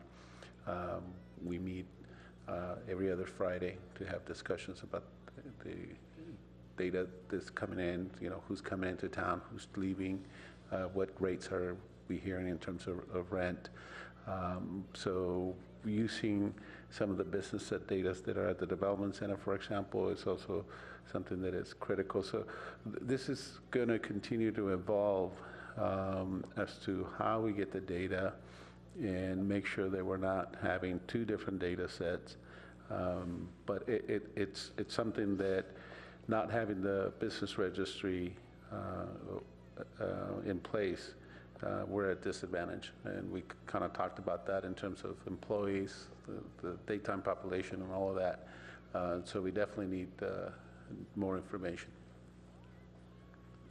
And then the other question, I'm sorry, did you have Well, something? I was just going to say, I would say in general, and this was what you were talking about management analysts, or a little bit of the positions that we're adding, is trying to build a little bit more of staff capacity to do research and analysis and focus on data. Much of this organization is focused on action and reaction, and not design and data. And so we have two choices. We either tell people to stop responding and acting, which we can't do in this environment, or we've got to have more internal capacity or even external capacity. But even when you do that, you have to have people to manage those contracts or help steer the work. I'm not giving you the Palo Alto anywhere near optimal budget proposal to get in a year or even in 2 years' time to the level of data collection, analysis, deployment, institutionalization of how we use it in decision-making. That's not this proposal. This is in incremental movements and trying to change our culture enough in some ways to be able to, it's more than eke out improvements, but advance improvements. But if you were to say, Jim, could you design what it is to take to accomplish what we would really optimally like to have accomplished as a city? This budget doesn't do that. This budget would cost more money for us to get to that. So we're looking for progress this year, you know what I mean, and progress the next year. And I'm not saying that to be critical at all. I'm doing it in a sense of being open and transparent about as much as I can about how much capacity we have to make some of those advances. And if you think about it, you could identify, you'll identify in the course of this budget 50 or 100 places you'd like to see a lot more analysis and new systems and those sorts of things put in. And you realize, wow, we can make progress, we can complete 10 of those every year, let's say. We can make progress on some, and some others just won't be able to be met. And that's just the requirements. That's just because we can't afford to, do everything we want to do. And sometimes I think it's, and you identified this to a point, but I think sometimes too we maybe take on too much when what we really need to do is make sure our foundation is solid before we take on yet another project. And I think that kind of reflection is good. The 2 assistant city managers, it's not clear to me what the roles are of those 2. Are they discrete? Are they, help me understand why the structure is different, a little better understand why the structure is different than it was previously. Well, there's not the ability to assign coordination and management and oversight of a 16 or 17 person leadership team to 1 assistant. And actually 2 still would mean there would be 8 or 9 senior people in sort of daily reporting to an assistant. But it's pretty clear to me that the council's desire for more operational oversight, while also enhanced strategy and communication, clearly means I can't do all of those things. Mm-hmm. And so we've got to delegate some of that work, and 2 assistants is the best way to do it. 3 assistants is even better, blah, blah, blah. I mean, all of those sorts of things. I mean, I had 4 assistant city managers and 1 deputy city manager in Tucson. So I'm saying the scale was bigger, there were a lot more people, but the complexity was the same. Do you know what I mean about what needed to be dealt with? Okay, and then I thought I had one other question, but I was listening, so it's gone. Well, thank you. Not about it being gone, but thank you for listening.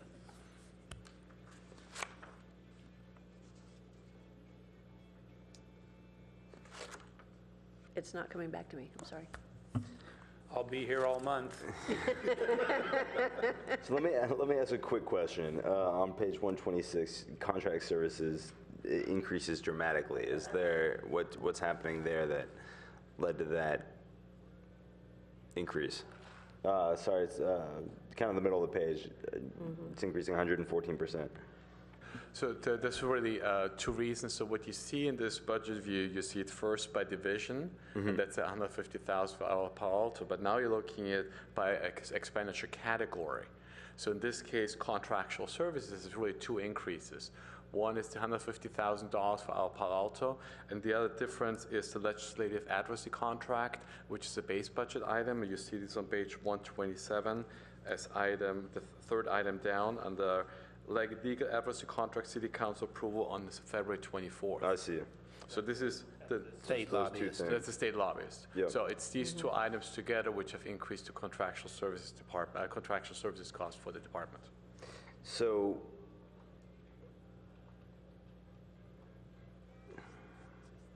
okay.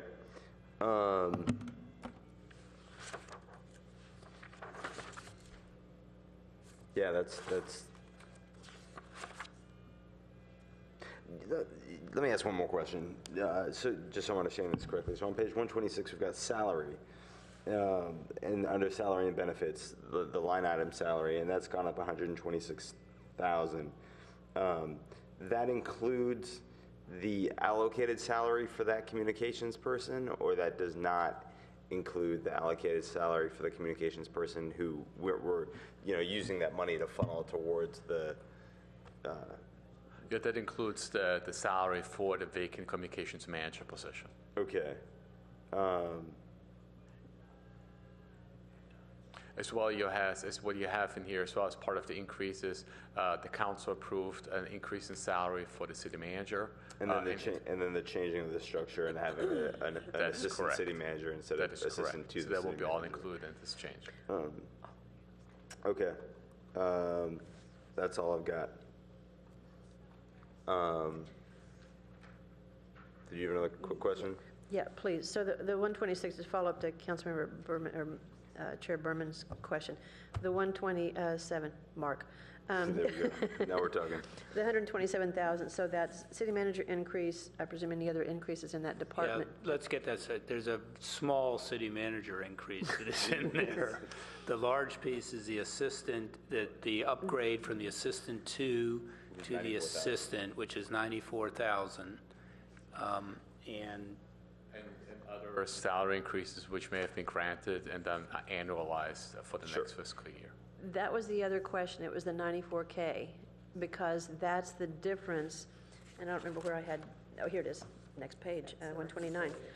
that may be the total cost, 94K. It shows the difference. So we had the deputy city, so we had the deputy city manager, do you want to say something? Please go ahead. So we had the deputy city manager before, that was the question, thank you.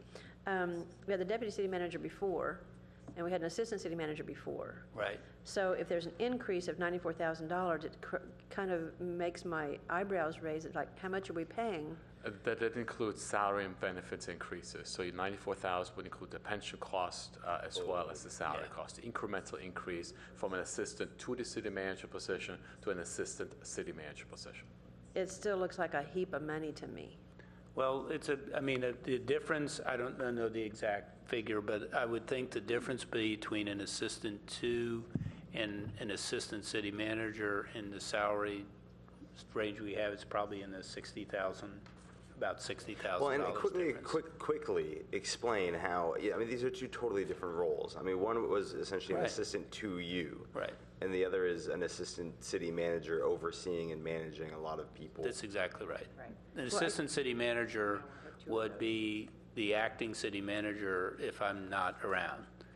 The assistant to, as capable as she or he might be, would not be at the level to be in that position. I understand that, Okay. that they're different roles, different positions, but the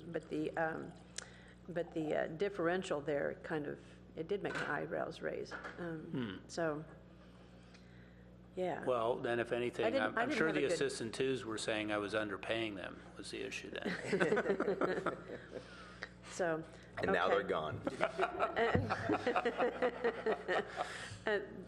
Okay, this next category, so, okay, I'm done. Okay, so I'm going to move do you have any other questions? Nope. No, so I'm going to move that we tentatively approve the city manager's operating budget. Was that a second? So all in favor? Aye. The other one. You in favor? Tentatively, yeah. So that tentatively passes unanimously. I'm going to suggest that we punt the sustainability discussion to the next meeting.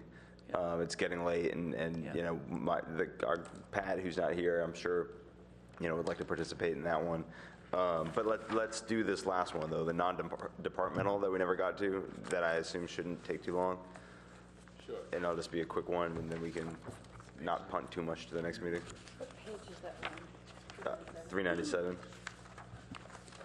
Page numbers 397 to 399, and I will quickly talk to this. So non-departmental at the city is really a place where we budget costs which are not necessarily assigned to a department. So what you see in here is the lease payment, for instance, for Cubberley. You'll see debt service payments, etc. So the 6 proposals, which are contingency funding as well for the city council, as well as city manager, city attorney, is allocated in this section of the budget. The items which we are proposing here to add to the budget is the elections funding for 2014. We decided to move it out of the city clerk's budget. We've done it before to this area, because it's really one time, has nothing per se to do with the operational budget for the city clerk. And the $330,000 includes the election for the 5 city council member seats, which is upcoming in November 2014, as well as the funding for potentially 3 ballot measures, which the council has been considering during the last few months. So that's a tier potential transit occupancy tax increase, changes to the city charter regarding council member seats, etc., as well as the modernization of the utility users tax.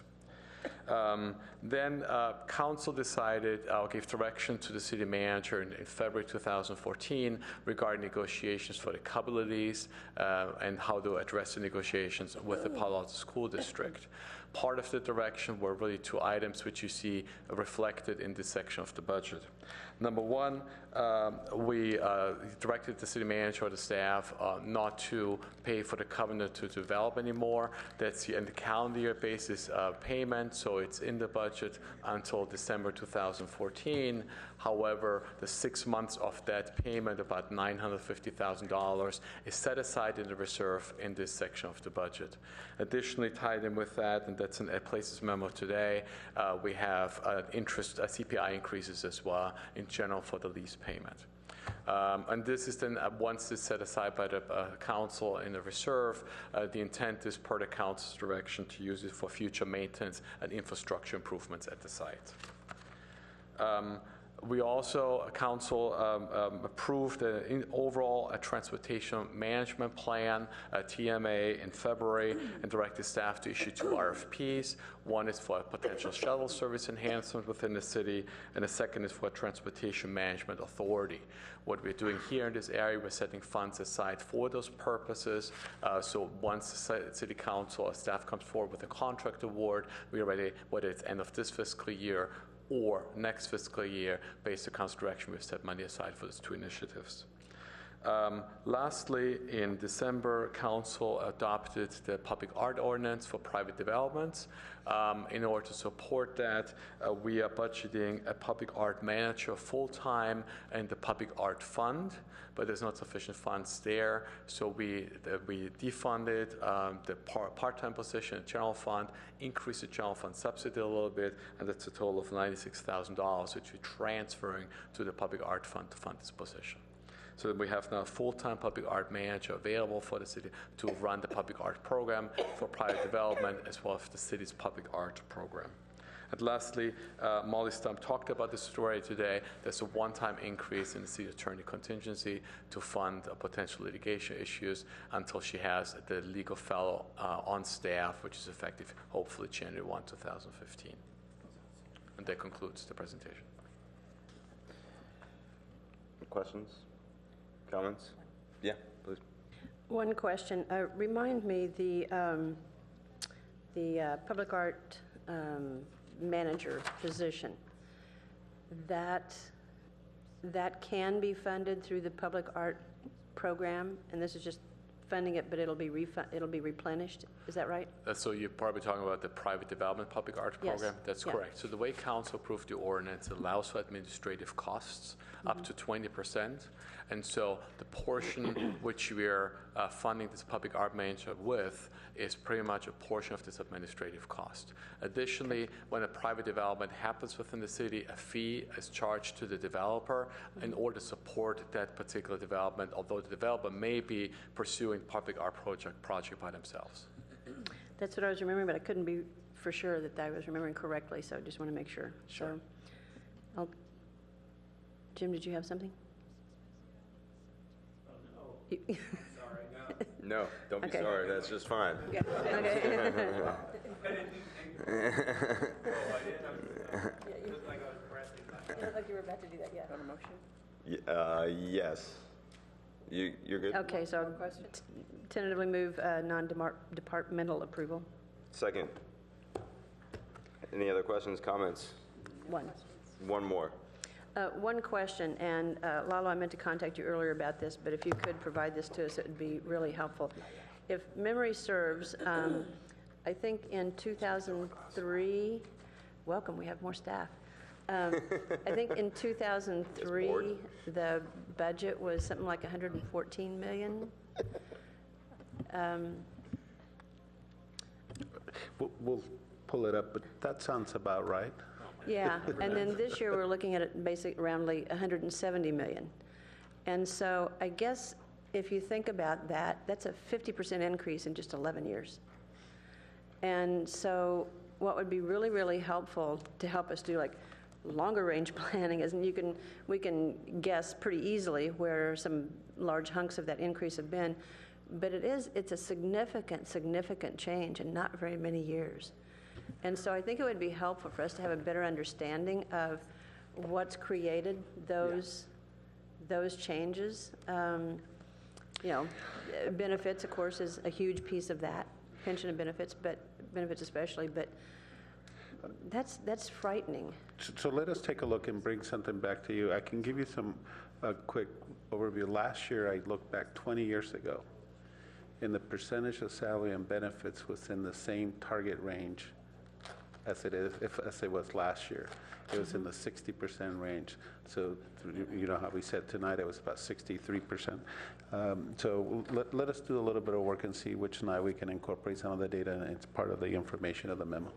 That would be really helpful, and then maybe extrapolate it out, maybe, if it's not too much to ask, like extrapolate it out like another 10 or 20 years. You said you went back 20 years, right? Correct. If you could extrapolate that out easily, another 10 or 20 years. You mean forward? Yeah. So we kind of long do range. that in Yeah. a long-range forecast, so we should pull some of that data. So actually, So if you could pull that forward or call our attention to it, that would be really helpful, because it's kind of scary. That's all I have. So actually, I took you the number here, Councilmember Holman. So in 2015, per the forecast, the budget was obviously slightly small before they had the additions. It was estimated at $167 million. 10 years out, it will be about a 35% increase per the forecast. And this is the expenditure budget, and it's primarily the escalators which we build in. It's CPI, it is the pension cost increases, healthcare cost increases, et cetera. So indeed, it's really a sign of inflation, because a lot of the escalators we have built in the expenditure budget beyond pension and healthcare, they're very much built on the inflationary basis of a 2.6, 2.5, 20-year inflation increase. If that could be presented in some kind of simple chart form, that would be really helpful. Thank you. So we need to vote on that bit. All in favor? Aye. We never voted on the non-demarcated. I'm sorry. Yeah. Are you aye? Yep. So that passes unanimously, tentatively, and unanimously. And we're going to move the Office of Sustainability to the next meeting. We'll just schedule it as to what works effectively, right? Yeah. Or yeah, I'll let you guys decide. Yeah, we'll that's make fine. it work with the public noticing to make sure, since I suppose we should we do have the that. agenda already up for Thursday. I'm not sure we can Good add it point. to that one, but we'll add it to a subsequent meeting. Perfect. Do you want me to go over really briefly about Thursday night? No. I What I have to do. I appreciate the offer, but we'll learn soon enough on Thursday night. I'm going to presume it's just what you told me. We've been book learned. We can do that. That's right. Thank you, and I think the meeting's adjourned. Thank you, everybody. Thursday, 6 p.m. Can't wait.